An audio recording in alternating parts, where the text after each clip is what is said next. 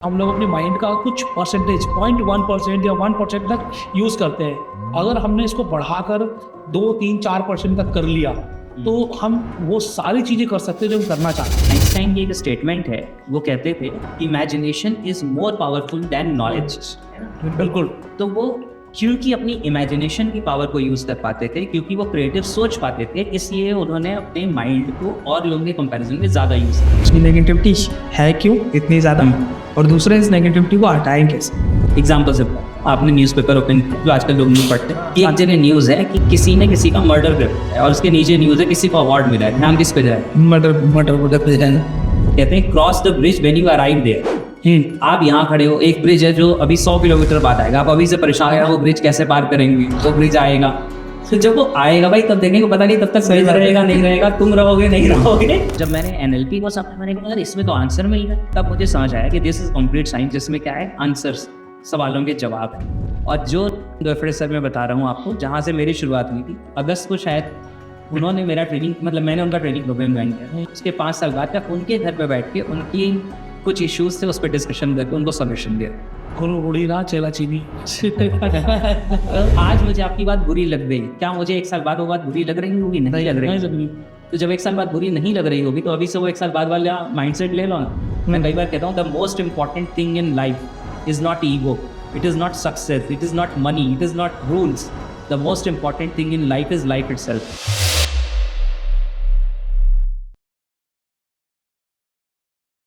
स्वागत है आपका दी Ashish and Durvesh talk show में। तो आज के हमारे गेस्ट के बारे में जानते हैं। तो आशीष भैया, आज के हमारे गेस्ट कौन है? आज के जो हमारे गेस्ट हैं वो एक मास्टर एनएलपी ट्रेनर है, माइंड ट्रेनर है, लॉ ऑफ अट्रैक्शन ट्रेनर है, और इनका नाम है वेद प्रकाश जी। तो आज के पॉडकास्ट में वेद प्रकाश जी क्या बताने वाले हैं? आज की इस पॉडकास्ट में वेद प्रकाश जी आपको बताएंगे आप किस तरीके से माइंड का कंप्लीट यूज कर सकते हैं, किस तरीके से आप अपनी असीमित शक्तियों को पहचान सकते हैं, और ऐसी बहुत सारी चीजें जो आपने पहले सुनी भी नहीं होंगी। तो चलिए, ये पॉडकास्ट होने वाला है बहुत ही लर्निंगफुल। तो शुरू करते हैं the Ashish and Durvesh talk show. So Ved Prakash ji, आपका बहुत बहुत स्वागत है हमारे पॉडकास्ट में। Thank you so much Ashish ji, thank you Durvesh ji. कैसे हैं आप सर? बहुत बहुत बढ़िया, बहुत। आज बड़ा मजा आने वाला है आपके साथ बात करके, क्योंकि हम लोग बात करने वाले हैं माइंड की साइंस के ऊपर। ये जो हमारा दिमाग है काम कैसे करता है सर। बिल्कुल। और ये बचपन से मेरा यही इंटरेस्ट रहा है, इसी को ढूंढ रहा हूँ आज तक, और एक्सप्लोर करते करते बहुत लोगों तक पहुंचने का मौका मिला। और आज इसी साइंस की वजह से देखिए आज आप हम साथ में बैठे हैं, वरना शायद मुलाकात नहीं हो। मैंने एक मूवी देखी थी, इसमें बताया गया था कि हम लोग अपने माइंड का कुछ परसेंटेज 0.1% या 1% तक यूज करते हैं। अगर हमने इसको बढ़ाकर 2, 3, 4% तक कर लिया तो हम वो सारी चीजें कर सकते हैं जो हम करना चाहते हैं। और कहा जाता है आइंस्टाइन जी ने अपने दिमाग का 11% सिर्फ यूज किया था। इतने बड़े साइंटिस्ट रह चुके हैं। तो आज आप दर्शकों को बताइए कि साइंस ऑफ माइंड है क्या, कैसे इसको समझे, सो दैट हम अपने माइंड को समझ पाएं और अपनी लाइफ को बेहतर बनाने के लिए कुछ चीजें जो हैं अपने माइंड को ट्रेन कर पाए, ताकि हमारी लाइफ जो है वो अच्छी बने। बिल्कुल। तो सबसे पहले एक छोटी सी चीज समझते हैं, एक बेसिक कॉन्सेप्ट समझ लेते हैं, और वहां से फिर डिफरेंसेस। ज्यादातर लोग क्या है कि वो ब्रेन और माइंड को एक ही समझते हैं, और हम भी इंटरचेंजेबली यूज करते हैं। हाँ, कभी हम सिनोनिम समझते हैं इसको। ना, हम कई बार ब्रेन कह देते हैं, कई बार माइंड कहते हैं। हाँ जी। जबकि ऐसा है नहीं, ये दोनों दो अलग चीजें हैं। तो सबसे पहले तो हमें ये समझने की जरूरत है, फिर हम समझ पाएंगे कि जो आइंस्टाइन के बारे में हम कहते हैं कि वो हमने कहीं सुना है, पढ़ा है कि 11% अपने mind को यूज कर पा रहे थे, उसका मतलब क्या है? बेसिकली क्या होता है कि ब्रेन हम सबके पास एक जैसा है। इसे साइंस ऑफ माइंड की नॉलेज की लैंग्वेज में कहते हैं we are born with the same neurology. हम सब एक जैसी न्यूरोलॉजी के साथ पैदा होते हैं। इसका मतलब क्या है? आपके ब्रेन में जितने न्यूरॉन्स आप लेके इस दुनिया में आए, उतने ही न्यूरॉन्स लगभग मैं भी लेके आया हूँ, दुर्वेश जी आप भी लेके सब लेके है ना। यस। तो हम सबका ब्रेन एक जैसा है, यानी कि आपके ब्रेन और मुकेश अंबानी के ब्रेन में, धीरू भाई अंबानी के ब्रेन में कोई डिफरेंस। बिल्कुल। उसके सक्सेस का अलग लेवल है, उसकी हैप्पीनेस का अलग लेवल है, उसके रिलेशनशिप की क्वालिटी अलग है, वेल्थ भी अलग अलग। वेल्थ भी अलग है। सबसे इम्पोर्टेंट। बिल्कुल, ज्यादातर लोग वही चाहते हैं। तो उसके पीछे रीजन क्या है कि ब्रेन जो है वो हमारा हार्डवेयर है, ये हम सबके पास एक जैसा है।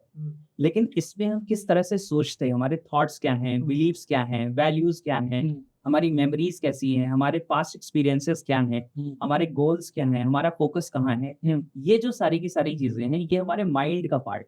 माइंड का मतलब ब्रेन के अंदर काम करने वाला सॉफ्टवेयर, ऑपरेटिंग सिस्टम। तो जब मैं सेमिनार्स लेता हूँ तो मैं जनरली इसको इस तरह से बताता हूँ कि आज आपके पास एक लेटेस्ट लैपटॉप है जिसका हार्डवेयर बिल्कुल लेटेस्ट है, आपने जो कोर आई प्रोसेसर सबसे बेस्ट है, सपोज करो 30, हाँ। वो लगा है, आपने 2 टेराबाइट की हार्ड डिस्क लगाई है, सबसे ज्यादा अवेलेबल रैम लगाई है, सब कुछ है। लेकिन अगर इस लैपटॉप में आप विंडोज 95 डाल दें या विंडोज 98 डाल दें, तो क्या वो इस लैपटॉप की सारी फैसिलिटीज को यूज कर पाएंगे? नहीं कर पाएगा। बिल्कुल क्यों नहीं कर पाएगा? क्योंकि हार्डवेयर तो लेटेस्ट है, लेकिन हमने सॉफ्टवेयर जो यूज किया है वो आउटडेटेड। आउटडेटेड है। और दूसरा एक सवाल है मेरा जो मैं लोगों से पूछता हूँ, वो ये है कि अगर आप इस लैपटॉप को इंटरनेट से तो कनेक्ट करेंगे, हाँ, लेकिन अगर आप इसमें कोई एंटीवायरस नहीं इंस्टॉल करते तो क्या होगा? लैपटॉप खराब हो जाएगा, वायरस आ जाएगा। वायरस आ जाएगा, करप्ट हो जाएगा। सेम यही हमारे माइंड के साथ है। हमारे पास ब्रेन जो है ये आज का लेटेस्ट है। हाँ। जो हमारे पास ब्रेन है वो आज का लेटेस्ट क्यों है? क्योंकि इवोल्यूशन में, जिसको क्रमिक विकास कहते हैं, उसके प्रोसेस में हमारे पास अभी जो ब्रेन है वो बेस्ट ब्रेन है जो यूनिवर्स हमें दे सकता है, जो नेचर हमें दे सकता है। हाँ। लेकिन जो हमारे पास ये सॉफ्टवेयर है, जो माइंड है, कोई आज से 200-400 साल पहले के बिलीफ सिस्टम के साथ काम कर रहा है, कोई अपने पेरेंट्स ग्रैंड पेरेंट्स की थॉट प्रोसेस के साथ आज भी काम कर रहा है। तो माइंड हमारा आउटडेटेड हो गया। दूसरी चीज क्या है कि हम जिस दुनिया में रहते हैं, इसमें अगर किसी से भी आप सवाल पूछें या मैं आपसे पूछता हूँ, हाँ। आज हमें पॉजिटिव ज्यादा सुनने को मिलता है या नेगेटिव ज्यादा सुनने को मिलता है? नेगेटिव। नेगेटिव तो बहुत जल्दी और बहुत ज्यादा सुनने को मिलता है। बिल्कुल। तो जैसे लैपटॉप को हम प्रोटेक्ट करने के लिए इसमें एक एंटीवायरस डाल देते हैं, हाँ। जो वायरस से बचा लेता है, तो क्या हमने कभी अपने ब्रेन को प्रोटेक्ट करने के लिए कोई एंटीवायरस डाला है इसके अंदर कि इस नेगेटिविटी से बचा ले? लोगों को पता ही नहीं कि एंटीवायरस होता है क्या होता ब्रेन क्या के लिए। बिल्कुल। तो यही जो चीज है, जो आपने सवाल पूछा था माइंड के बारे में, तो वही मैं बता रहा था कि हमारा ब्रेन है और माइंड है। तो ब्रेन हार्डवेयर है, माइंड उसके अंदर काम करने वाला सॉफ्टवेयर है। हमें इस माइंड को अपग्रेड भी करना पड़ेगा और साथ के साथ इस माइंड को कोई चीज करप्ट ना कर दे, इसके लिए हमें इसमें एक एंटीवायरस जैसी प्रोग्रामिंग की भी जरूरत है, या हमें ऐसे टूल्स पता होने चाहिए जो हम अपने माइंड से नेगेटिविटी को डिलीट कर सकें, अपने फियर्स को, फोबियास को, एंजाइटी को डिलीट कर सकें। ये पॉसिबल है। अगर हम ये नहीं करेंगे तो लेटेस्ट ब्रेन होने के बावजूद हम इसका बेहतर यूज नहीं कर पाएंगे। तो जैसे आइंस्टाइन के बारे में कहा जाता है, ये कहने की बात है कि 11% यूज किया था या कितना परसेंट यूज किया था, एक्चुअली इसको मेजर नहीं किया जा सकता। सही बात है, क्योंकि अभी तक भी ब्रेन को पूरी तरीके से हम नहीं जानते। अभी ब्रेन मैपिंग आ गई है, या जो ब्रेन के ऊपर जैसे हम इलेक्ट्रोड्स लगाते थे, हार्ट का ईसीजी करते थे, वैसे ही ब्रेन के लिए भी चीजें आ गई हैं। ये बहुत सारी चीजें होती हैं, लेकिन अभी भी ब्रेन को 100% नहीं जाना जा सकता है। MRI, CT स्कैन, ये सारी चीजें ब्रेन को एक लेवल तक बताती हैं, लेकिन थॉट्स को नहीं बता सकती, फीलिंग्स को नहीं बता सकती, इमोशंस के जो पल्सेस आ रहे हैं वो बता सकती है, ये नहीं बता सकती कि इसके अंदर एक्चुअली क्या क्या हो रहा है। तो होता क्या है कि उसको मैं बताता हूँ कि माइंड को, तो अब हम ब्रेन को यूज करने की बात नहीं कर रहे, माइंड को यूज करने की बात कर रहे हैं। ब्रेन का मतलब है उसके अंदर न्यूरॉन्स हैं, आप कितने न्यूरॉन्स यूज कर पाएंगे। तो जितने आप ब्रेन में न्यूरल पाथवेज बनाते हैं, न्यूरल पाथवे क्या होते हैं बताता हूँ।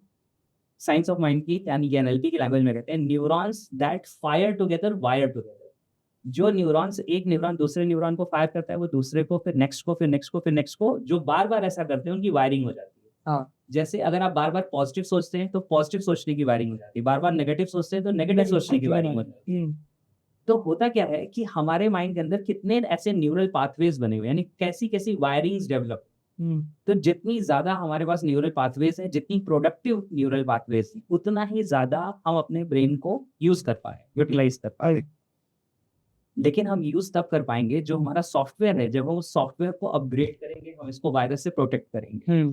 तो आइंस्टाइन की एक स्टेटमेंट है, वो कहते थे कि imagination is more powerful than knowledge, है ना। बिल्कुल। तो वो क्योंकि अपनी इमेजिनेशन की पावर को यूज कर पाते थे, क्योंकि वो क्रिएटिव सोच पाते थे, इसलिए उन्होंने अपने माइंड को और लोगों के कंपैरिजन में ज्यादा यूज किया। साइंटिस्ट के बारे में हमेशा एक बात कही जाती है, जिसे दुनिया कहती है कि ये नहीं किया जा सकता, साइंटिस्ट कहता है कि ये नहीं किया जा सकता था, लेकिन मैं करके दिखाऊंगा। यानी उसका थॉट प्रोसेस, उसका बिलीफ सिस्टम, उसका अपने माइंड के ऊपर जो जिसे कहते हैं विश्वास है, वो बिल्कुल अलग लेवल का है। हाँ, इसी वजह से वो क्रिएट कर देता है जो बाकी लोग नहीं क्रिएट कर पाते। तो आइंस्टाइन ने क्योंकि ऐसा किया, उन्होंने अपने माइंड के ऊपर फेथ किया। कहते हैं जब आइंस्टाइन को कोई आंसर नहीं मिलता था तो बहुत ही शांत कमरे में जाके बैठ जाते, और वहां पे फिर उनका माइंड में वो आंसर शून्य में से पॉपअप होता था। तो शून्य में से मतलब जब वो शांत हो गए तो माइंड ने क्या कर लिया, माइंड ने एक्सप्लोर करना शुरू कर दिया उन पॉसिबिलिटीज को जो अभी तक दिखाई नहीं दे रही। तो इस वजह से वो अपने माइंड को ज्यादा यूज कर सकते थे, और हम भी करना सीख सकते हैं। स्पेशली अगर हम एनएलपी की बात करें, साइंस ऑफ माइंड की बात करें, तो इसमें कहते हैं कि 1% can do something, you can learn to do it. अगर एक इंसान कुछ कर सकता सही है बात। और कुछ तो आप उसे करना सीख सकते हो, लेकिन सीखना पड़ेगा कि वो कैसे कर रहे हैं। और ये बिलीफ लाना पड़ेगा कि वो कर सकता है तो मैं भी कर सकता डेफिनेटली तो बिलीफ डेवलप करने का क्या तरीका होता है, किस तरीके से? देखिए इसमें बेसिकली दो सवाल हैं। एक ये है कि बिलीफ डेवलप होता कैसे है, और हाँ जी। दूसरा है कि बिलीफ हम डेवलप कर कैसे। कर कैसे सकते? तो आप दोनों पूछना चाहते हैं या दोनों ही कोई- चाहिए सर, अच्छा, अब बोल। सारे ही सवाल चाहिए, जवाब चाहिए। देखिए क्या होता है, सबसे पहले ये समझते हैं कि बिलीफ डेवलप होता कैसे। बिलीफ कैसे डेवलप होता है, जब हम इस दुनिया में आते हैं तो माइंड नाम का जो हमारा सॉफ्टवेयर है वो ब्लैंक होता है, उसमें कुछ भी नहीं होता है। हमारे पास ब्रेन होता है, हमारे पास 5 सेंसेस होती हैं। इन सेंसेस से जो हम आंखों से देखते हैं, कानों से सुनते हैं, राइट, स्किन से टच करते हैं, फील करते हैं, टेस्ट करते हैं, स्मेल करते हैं, 5 सेंसेस जिससे इंफॉर्मेशन रिसीव। बिल्कुल। हाँ जी। ये 5 सेंसेस जो होती है ये इंफॉर्मेशन अपने ब्रेन को भेजती है। ब्रेन इस इंफॉर्मेशन को प्रोसेस करता है, प्रोसेस करने के बाद ये इसे रजिस्टर करता है, ये सेव करता है। उसी जब वो सेव कर रहा है, प्रोसेस कर रहा है, तभी हमारी प्रोग्रामिंग डेवलप हो रही है। जैसे मैंने इसे टच किया और मुझे करंट लग गया, और मुझे अभी कुछ भी नहीं पता कि ये लैंप है या क्या है या लाइट है, अभी मैं छोटा बच्चा हूँ और मैंने छुआ और मुझे करंट लग गया, तो मेरे ब्रेन के लिए ये करंट मारने वाली या पेन क्रिएट करने वाली डिवाइस है। हाँ जी, बिल्कुल है ना?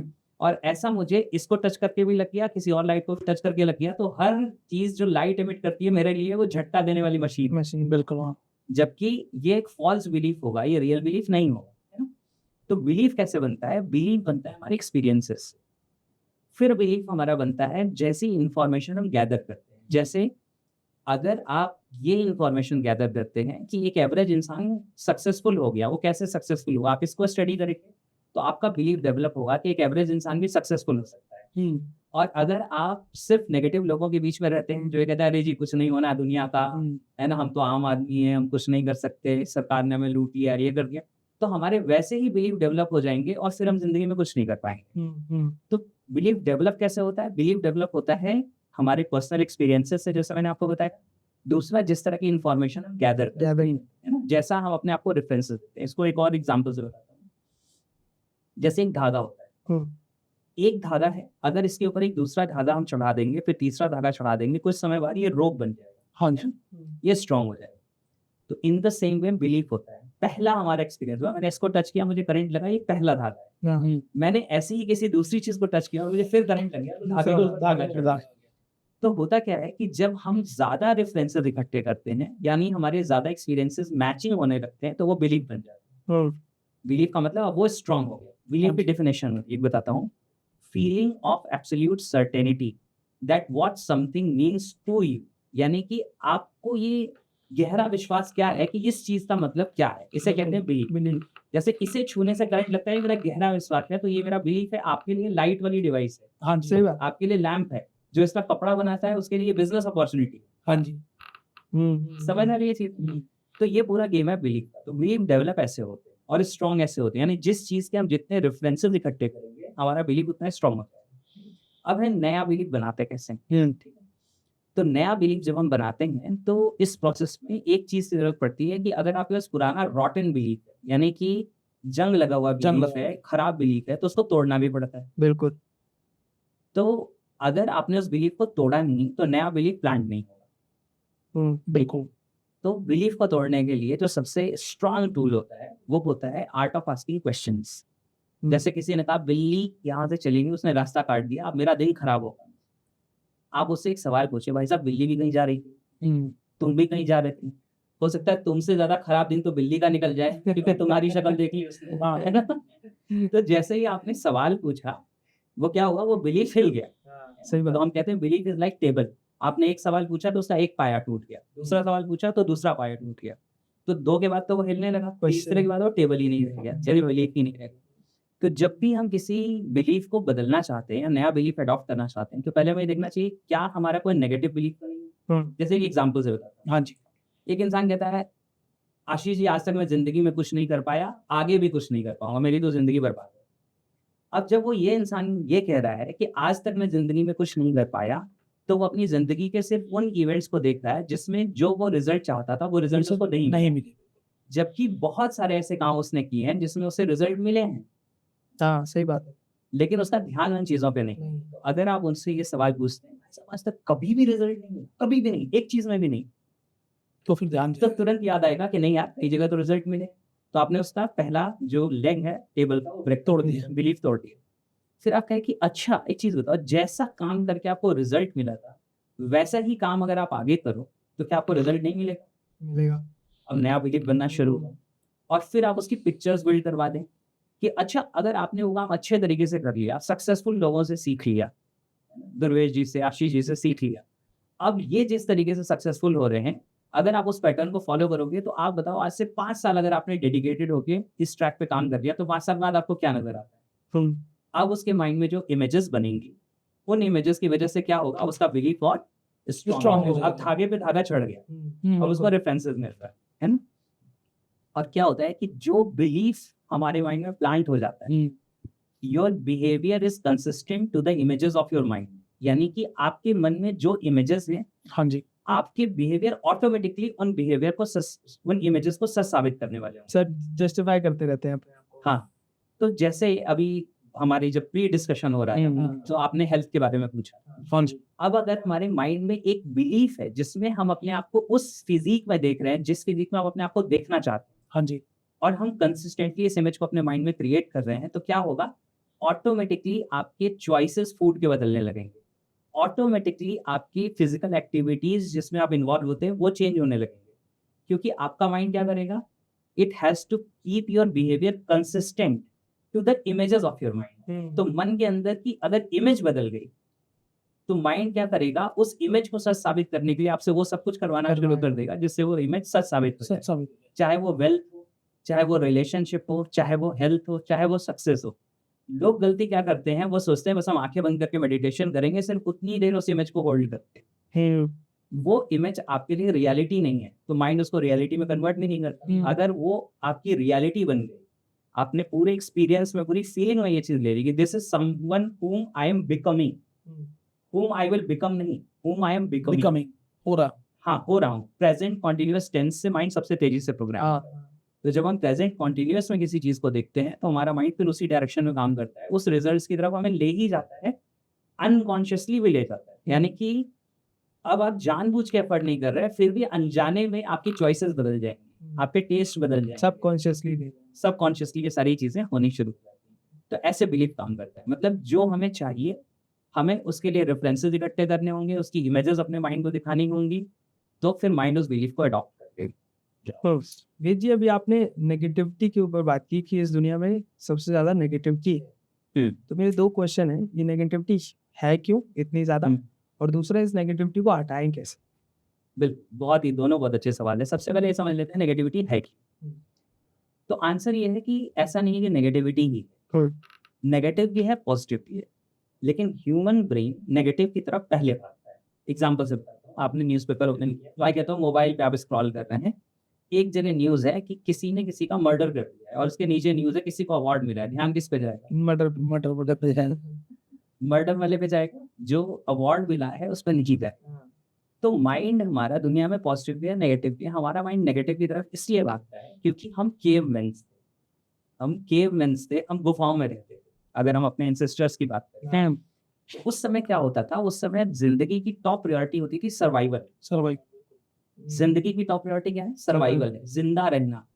उस समय जिंदा रहना मुश्किल था। क्यों मुश्किल था? खाना कहाँ से मिलेगा? आज जानवर का शिकार कर लेंगे, हम जिस जगह रहते हैं वहाँ दूसरा जानवर मिलेगा या नहीं मिलेगा, ठीक है।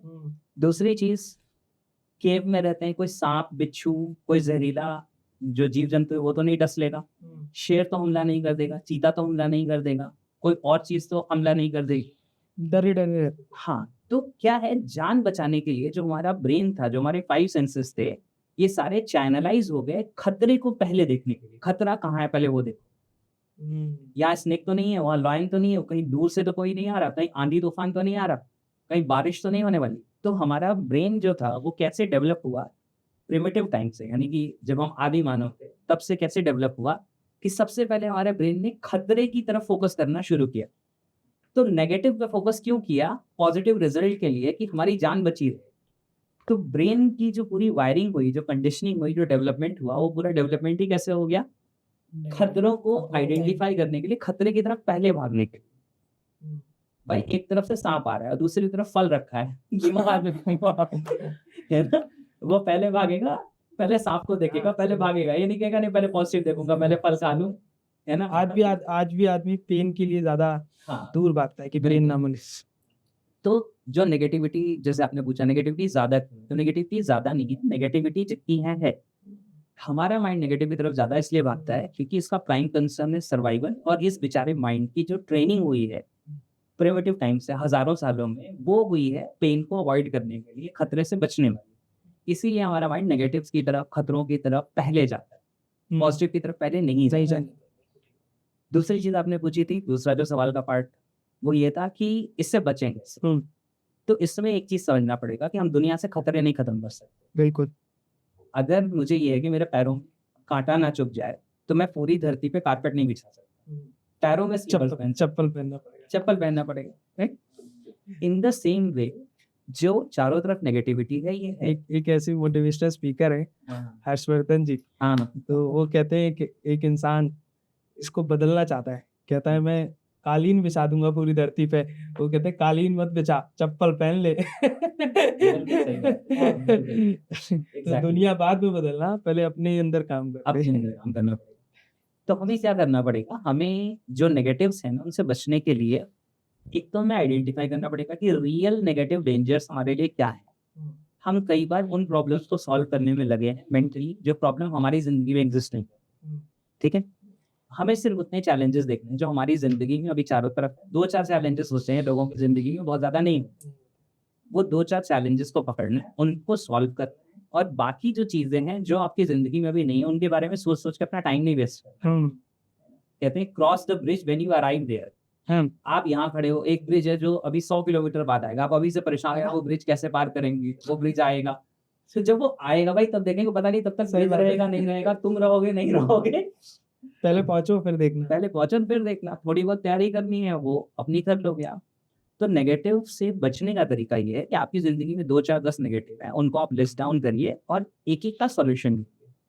किसी चीज को आप सॉल्व कर पाएंगे, किसी चीज को सॉल्व नहीं कर पाएंगे, आपके हाथ में नहीं होगा, तो उसमें आप एक्सेप्टेंस डेवलप करिए। बिल्कुल, कि भाई ये सॉल्व नहीं हो रहा या अभी मुझे रास्ता नहीं दिख रहा, तो I need to accept it. मैं इसको एक्सेप्ट करता हूँ कि हाँ ये चैलेंज है, I will keep on finding the ways. अभी नहीं मिलते आगे मिल जाएंगे रास्ते, इससे ज्यादा क्या हो जाएगा, और जो सॉल्व हो सकते हैं सॉल्व कर लीजिए। अभी आपने साइंटिस्ट के बारे में बहुत अच्छी चीज बोली थी इससे पहले वाले में, कि जितने भी साइंटिस्ट हैं या आइंस्टाइन है वो अकेले जाते थे एक रूम में, है ना, सॉलिट्यूड बोलते हैं इसे, अकेले में रह के मेरे को कुछ खोज करना है। मैं इस बात से बहुत रिलेट करता हूँ। इमेजिनेशन इज नॉलेज एक वो है, ऑडियो है आइंस्टाइन जी की। मैं हर रात, पुनीत और मेरी टीममेट जानते हैं, हर रात में उसको सुनता हूँ कि imagination is more powerful than knowledge. मेरा क्वेश्चन ये है कि अकेले रहने से ऐसा क्या होता है कि हमारे माइंड में वो थॉट्स आते हैं, ये क्या ऐसी चीजें होती है जिससे हम शून्य से, जो लिखा आपने कि शून्य से हम कुछ सोच पाते हैं, ऐसा क्या होता है कि हम अकेले रहते हैं तो शून्य से कुछ नया डेवलप होता है, उसमें माइंड का प्रोसेस कैसे करता है? देखिए बहुत अच्छा सवाल है। एक्चुअली क्या होता है, अगर हम माइंड की बात करें तो माइंड अलग अलग लेवल्स पे काम करता है। एक चीज होती है जिसे हम कहते हैं कॉन्शियस, एक होती है जिसे कहते हैं सबकॉन्शियस, एक होती है जिसे कहते हैं अनकॉन्शियस। इसके ऊपर एक और लेवल होता है, उसे कहते हैं कलेक्टिव कॉन्शियसनेस। उसके ऊपर एक और लेवल होता है, इसे कहते हैं सुपर कॉन्शियस। इतनी कॉन्शियसनेस होती है मुझे पहली बार पता चल रहा है। हमें नहीं पता होती क्योंकि 7 लेवल्स होते हैं बेसिकली। होता क्या है कि हम इन चीजों से अवेयर नहीं, हम इन चीजों, देखिए वही तो मैं कह रहा हूँ ना, हमारे पास फरारी है लेकिन हमें चलानी कैसे उसकी ट्रेनिंग नहीं मिली। तो कोई उसे बैलगाड़ी से खींच रहा है, कोई उसे धक्के लगा रहा है, किसी ने उसे चमका के शोरूम में रख दिया है, किसी ने म्यूजियम में रख दिया। तो हमारे पास ये जो माइंड मिला हुआ है ये बहुत पावरफुल है, हमें इसकी अंडरस्टैंडिंग नहीं है। मैं एक सिंपल सा सवाल पूछता हूँ, मुझे याद बताइए, बचपन से लेकर आज जितनी भी एज हो गई, माइंड से हम पूरी दुनिया को समझते हैं, माइंड को समझने के लिए हमें कितनी एजुकेशन मिली? बहुत कम, मिलती नहीं है। तो जब हम, मतलब वही वाली बात है, हमें स्क्रू खोलना है और स्क्रू ड्राइवर के बारे में हमें बताया नहीं कि अब चम्मच से, फॉक से, चाकू से, हर चीज से लगे पड़े, तो घंटों का टाइम लगेगा और जो काम सेकंड्स में हो सकता है नहीं कर पाएंगे। सही बात। आपको नहीं लगता है कि जो स्कूल में एजुकेशन मिलती है, आपने बताया कि माइंड के बारे में पढ़ते कितना है, सीखते कितना है, तो माइंड के बारे में आपको नहीं लगता है कि बचपन से लोगों को सिखाना चाहिए ताकि वो सही तरीके से यूटिलाइज कर सके, साथ ताकि फ्यूचर में आने वाले जो कंपटीशन है उनके लिए वो तैयार हों, साथ ही साथ जो इस दुनिया में अच्छे तरीके से हम एक बेहतर इंसान बन सकें, इसके लिए यूज नहीं हो सकता? 100% हो सकता है और करना चाहिए। अभी तो मेरे बहुत सारे ऐसे स्टूडेंट्स हैं, पार्टिसिपेंट हैं जो ये चीज़ें कर रहे हैं। तो ये चीज़ें कर रहे हैं, लोगों तक पहुँच रहे हैं, लेकिन जो कहते हैं ना गवर्नमेंट को, एजुकेशन सिस्टम को इसको रिकॉग्नाइज़ करने में आप जैसे लोगों की हेल्प की ज़रूरत है। जैसे अभी ये पॉडकास्ट बनेगा, डलेगा, कुछ ऐसे लोग हैं जो देखेंगे, जो सुनेंगे, जो एजुकेशन में एक अच्छे लेवल पे काम कर रहे हैं। तो हो सकता है कि वो कॉन्टैक्ट करें कि हम कैसे कर सकते हैं इम्प्लीमेंट। मैं आपको बताता हूँ, वो आपका क्वेश्चन अभी बीच में रह गया, उसे हम कंप्लीट करेंगे, है ना? लेकिन पहले ये वाली बात कंप्लीट कर लेता हूँ। जैसे बच्चे रट के याद करते हैं, साइकोलॉजी कहती है the worst method of learning is rote method, यानी रट के याद करना दुनिया का सबसे घटिया याद करने का तरीका है। लेकिन हम याद कैसे करते हैं? रट के। Hydrogen, helium, lithium, barium, boron, carbon, nitrogen, oxygen. हमें तो सिखाया गया था हेलिना की रब से फरियाद। हाँ, तो वो क्या है ना, तो जैसे ये है, ये निमोनिक्स है, जो आपने नई चीज सीखी, इसको निमोनिक कहते हैं। अच्छा, निमोनिक का मतलब होता है वो शॉर्ट फॉर्म एब्रिएशन, ऐसे हम जिससे बना के दिमाग में याद याद करते हैं, रहे। लिंक्स बना देते हैं। लेकिन स्कूलों में क्या ये भी पढ़ाया रटने का ही तरीका है एक। हाँ, तो हम क्या करते हैं, जब हम रोट मेथड यूज करते हैं तो मेन चैनल को यूज करते हैं, वो है जैसे हम गाने याद करते हैं, रिदम। लेकिन इसके अलावा हमारा माइंड 5 और सेंसेस में काम करता है। हम चीज़ों को विजुलाइज कर सकते हैं, देख सकते हैं, टच कर सकते हैं, फील कर सकते हैं, स्मेल कर सकते हैं, ऐसे बहुत सारे चैनल्स हैं। तो वो मेमोरी टेक्निक स्कूल में सिखाई नहीं जाती। हर बार क्लास 7 से आप 8 में गए, सिलेबस बढ़ गया, लेकिन आपकी कैपेबिलिटी नहीं बढ़ी। भाई आपके टूल्स नहीं बढ़े, ठीक है ना? आपके पास टूल्स वही हैं, आपको नई चीज़ दे दी गई, तो बच्चों के ऊपर इसीलिए इतना लोड है, प्रेशर है, उसकी ज़रूरत है। दूसरी बात, ये स्कूल में सिखाया जाना चाहिए, लेकिन सिखाने के लिए फिर जो इंक्लिनेशन वाले लोग, जैसे जिनका इस साइंस में, साइंस ऑफ माइंड में इंटरेस्ट हो, वही सिखा पाएगा। इसे आप चैप्टर की तरह पढ़ा देंगे तो बच्चा भी चैप्टर की तरह याद करके रट के एग्जाम में लिख के मार्क्स ले आएगा, एनएलपी में या साइंस ऑफ माइंड। उससे उसको मिलेगा कुछ नहीं। मिलेगा तब जब इसे वो लोग सिखाएंगे जो लोग इसे जी रहे हैं। तो इसकी गेस्ट लेक्चर्स होने चाहिए, यानी कि जैसे लोग जो साइंस पे काम करते हैं, ऐसे लोगों को कॉलेजेस को, स्कूल्स को अपने पास इन्वाइट करना चाहिए। बच्चों के लिए टाइम टू टाइम, हर 2 महीने 3 महीने में आप एक सेशन रखिए, वो आपको कुछ चीज़ें वहाँ सिखाएंगे, बच्चे कुछ नई चीज़ें लर्न करें, फिर उनको वीडियो बेस्ड कोर्सेज दे दीजिए, तो एजुकेशन सिस्टम में अडॉप्ट हो जाएगा। बच्चों को ये चीज़ें नहीं पता है और इसी वजह से उनका पोटेंशियल वेस्ट होता है। अब आपके उस क्वेश्चन पे आ जाते हैं जो आपने बोला था कि शून्य आंसर क्यों मिलता है। देखिए क्या होता है कि माइंड अलग अलग लेवल पे काम करता है। मैंने आपको बताया, देखिए conscious level, subconscious level, unconscious level, उसके बाद आता है कलेक्टिव कॉन्शियस, उसके बाद आता है सुपर कॉन्शियस। अब क्या होता है कि इसमें आपको कई सारे सवालों का जवाब मिलता है। कॉन्शियस लेवल का मतलब होता है अवेयरनेस का लेवल। जैसे अभी आप मुझसे बात कर रहे हैं, आप मुझसे बात कर रहे हैं और आप मेरी बातों को एनालाइज कर रहे हैं, प्रोसेस कर रहे हैं, बिल्कुल। तो इसमें आपका अवेयरनेस इन्वॉल्व हो रहा है, इसमें आपकी अवेयरनेस इन्वॉल्व हो रही है, इस समय आप होश में, कॉन्शियस। तो ये माइंड के कॉन्शियस लेवल पे प्रोसेस हो रहा है। जैसे लैपटॉप में रैम में कोई चीज प्रोसेस होती है, तो वही प्रोसेस हो रहा होता है जो करंट में प्रोसेस चल रहा है। करेक्ट। तो कॉन्शियस लेवल के अंदर जो प्रोसेसिंग है माइंड की, अलग अलग माइंड नहीं होते। ये बहुत बड़ा मिसकॉन्सेप्शन है। अच्छा, माइंड एक ही, हमारे पास कॉन्शियस माइंड होता है, सबकॉन्शियस होता है, अनकॉन्शियस होता है, ऐसा कुछ नहीं होता। हमारे पास एक ही माइंड होता है, वो अलग अलग लेवल पे फंक्शन करता है ना? तो क्या होता है कि कॉन्शियस लेवल ऑफ जो माइंड है, उसमें हमारी अवेयरनेस, जिन चीज़ों में हमारा ध्यान है, वो चीज़ें प्रोसेस हो रही है। उसके बाद सब कॉन्शियस है जो बैक ऑफ द माइंड, यानी कि जैसे अभी आप यहाँ बैठे हुए बात कर रहे हैं, हो सकता है कहीं चल रहा हो, अच्छा नीचे कोई मिलने तो नहीं आया होगा, ठीक है, मैं एक एग्जांपल दे रहा हूँ, अच्छा ये कैमरे में रिकॉर्ड हो रहा है, ये बैटरी टाइम तक चलेगी। ये जो चीजें हैं ये सब कॉन्शियस लेवल पे चल रही है। सब कॉन्शियस मतलब अभी आपका पूरा ध्यान वहां नहीं है, लेकिन बैक ऑफ द माइंड चल रहा है। इसके बाद होता है जिसे हम कहते हैं अनकॉन्शियस। अनकॉन्शियस लेवल वो होता है जो हमारे लिए हार्ड डिस्क जैसा है, जो आपकी मेमोरीज हैं, जहाँ पे आपके फ्यूचर की गोल्स है, वो सेव के पड़े हुए। जैसे आपके घर का रेफ्रिजरेटर आपको आज भी याद है, अभी मैंने बोला तो उसका पिक्चर आपके माइंड में आ गया होगा, इसके पहले नहीं। हाँ जी, क्योंकि इसके पहले ये पिक्चर आपके हार्ड डिस्क में, यानी आपके माइंड के अनकॉन्शियस लेवल पे पड़ा हुआ है, तो इसको कहते हैं अनकॉन्शियस। तो कॉन्शियस, सबकॉन्शियस, अनकॉन्शियस। इसके बाद एक लेवल आता है, इसे कहते हैं कलेक्टिव कॉन्शियस। कलेक्टिव कॉन्शियसनेस क्या होता है? एनएलपी इसके बारे में बात नहीं करता। एनएलपी इन्हीं तीनों के बारे में बात करता है। फिर वो कहता है कि कॉन्शियस, सबकॉन्शियस, अनकॉन्शियस को मिला के हम एक नाम से देते हैं अनकॉन्शियस। सबकॉन्शियस, अनकॉन्शियस साइकोलॉजी की लैंग्वेज है। एनएलपी कहता है सबकॉन्शियस, अनकॉन्शियस को मिला के हम एक नाम दे देंगे, उसका नाम हम रखेंगे अनकॉन्शियस। ओके, मतलब जहाँ अवेयरनेस है वो कॉन्शियस, जहाँ अवेयरनेस नहीं है वो अनकॉन्शियस। तो मैंने आपको टर्मिनोलॉजी इसलिए बता दी सो दैट जो व्यूअर्स हैं हमारे उनको समझ आ सके। मिसकॉन्सेप्शन बहुत ये नया कंसेप्ट मेरे लिए भी। पहले मैं भी यही सोचता था एंड कभी-कभी तो ऐसा होता था मेरे साथ, मैंने गलती से अनकॉन्शियस बोल दिया तो कहते हैं लोग अनकॉन्शियस नहीं होता, सबकॉन्शियस होता है। अब मेरे को ये जस्टिफिकेशन पता चला इसका। हाँ, तो वो लोग एक्चुअली ये मैंने बोला ना, लोग इसको पढ़ते नहीं, हमें पढ़ाया ही नहीं गया, मुझे कहाँ पता था, मैं बीटेक में था, मुझे एबीसीडी नहीं पता थी इस चीज़। तो ग्रेजुएशन के बाद जब मैंने भी कुछ ट्रेनिंग ली है तब पता चला कि माइंड में कुछ सबकॉन्शियस और अनकॉन्शियस भी चीज होती है। हाँ। अदरवाइज नॉलेज थी नहीं इसकी भी। बिल्कुल, पहले तो हम अनकॉन्शियस समझते थे, इंसान बेहोश हो गया, अनकॉन्शियस हो गया तो वो अनकॉन्शियस, बिल्कुल। ऐसा नहीं। तो इसको हिंदी में कहते हैं चेतन मन, अवचेतन मन, अचेतन मन। तो चेतन मन मीन कॉन्शियस माइंड, अवचेतन मन यानी सबकॉन्शियस माइंड, अचेतन मन यानी अनकॉन्शियस माइंड।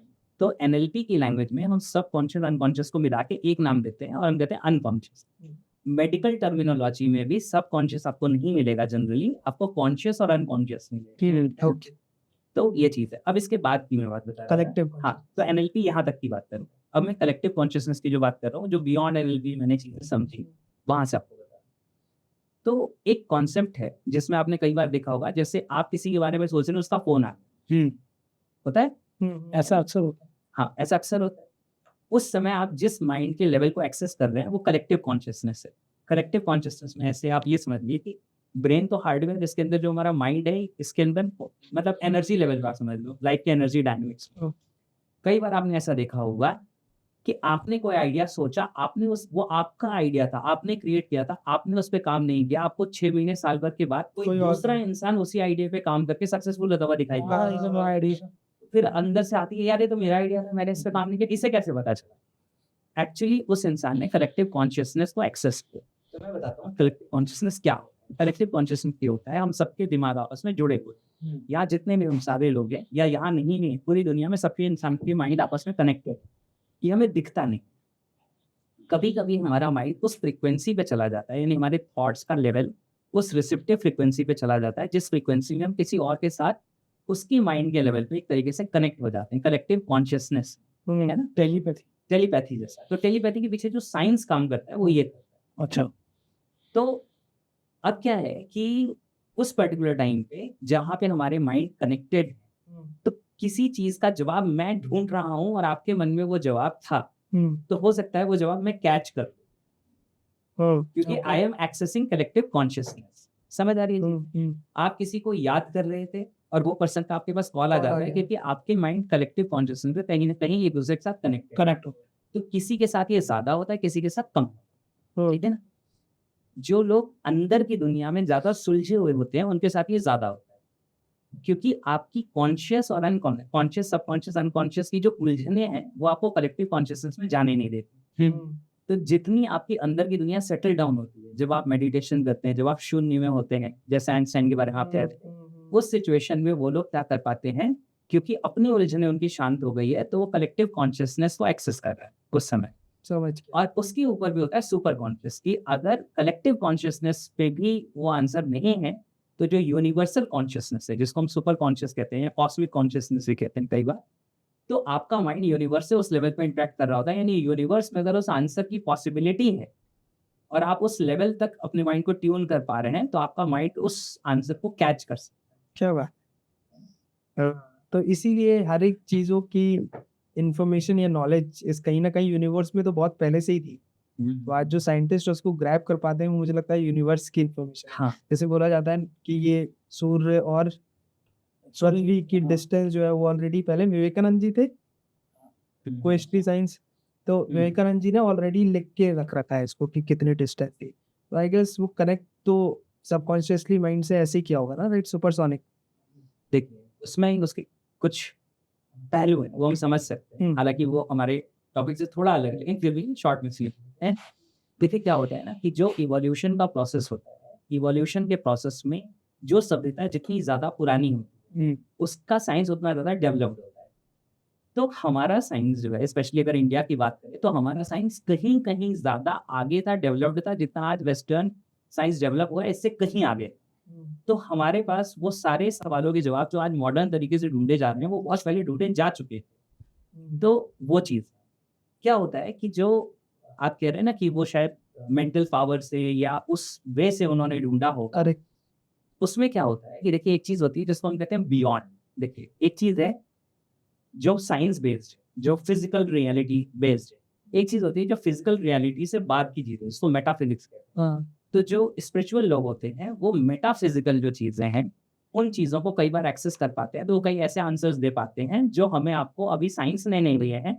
लेकिन इसमें आश्चर्यजनक बात यह है कि आने वाले समय में कई बार साइंस वही आंसर देता है जो किसी स्पिरिचुअल गुरु ने दे या रखा है, स्पिरिचुअल इंसान ने बहुत पहले दिया। पहले लिख रखा है, बता रखा है। सर, अभी आपने बताया कि कॉन्शियस माइंड हो गया, सबकॉन्शियस हो गया, अनकॉन्शियस हो गया। ये तो आम आदमी हर कोई समझता भी है और हर कोई कहीं ना कहीं एहसास भी कर लेता है। लेकिन जब हम कलेक्टिव कॉन्शियसनेस की बात करते हैं, सुपर कॉन्शियसनेस की बात करते हैं, तो एक आम आदमी वहां तक कैसे पहुंचे? देखिए क्या है, आम आदमी वहां तक क्यों नहीं पहुंच पाता, उसके लिए समझना पड़ेगा। होता क्या है ना कि इंसान कॉन्शियस, सबकॉन्शियस, अनकॉन्शियस में ये उलझ के रह जाता है। उलझ के क्यों रह जाता है? क्योंकि उसको समझ ही नहीं है कि एक्चुअली ये चीजें क्या है। जिस चीज की हमें समझ नहीं, हम उस चीज को यूटिलाइज कैसे करें, है ना?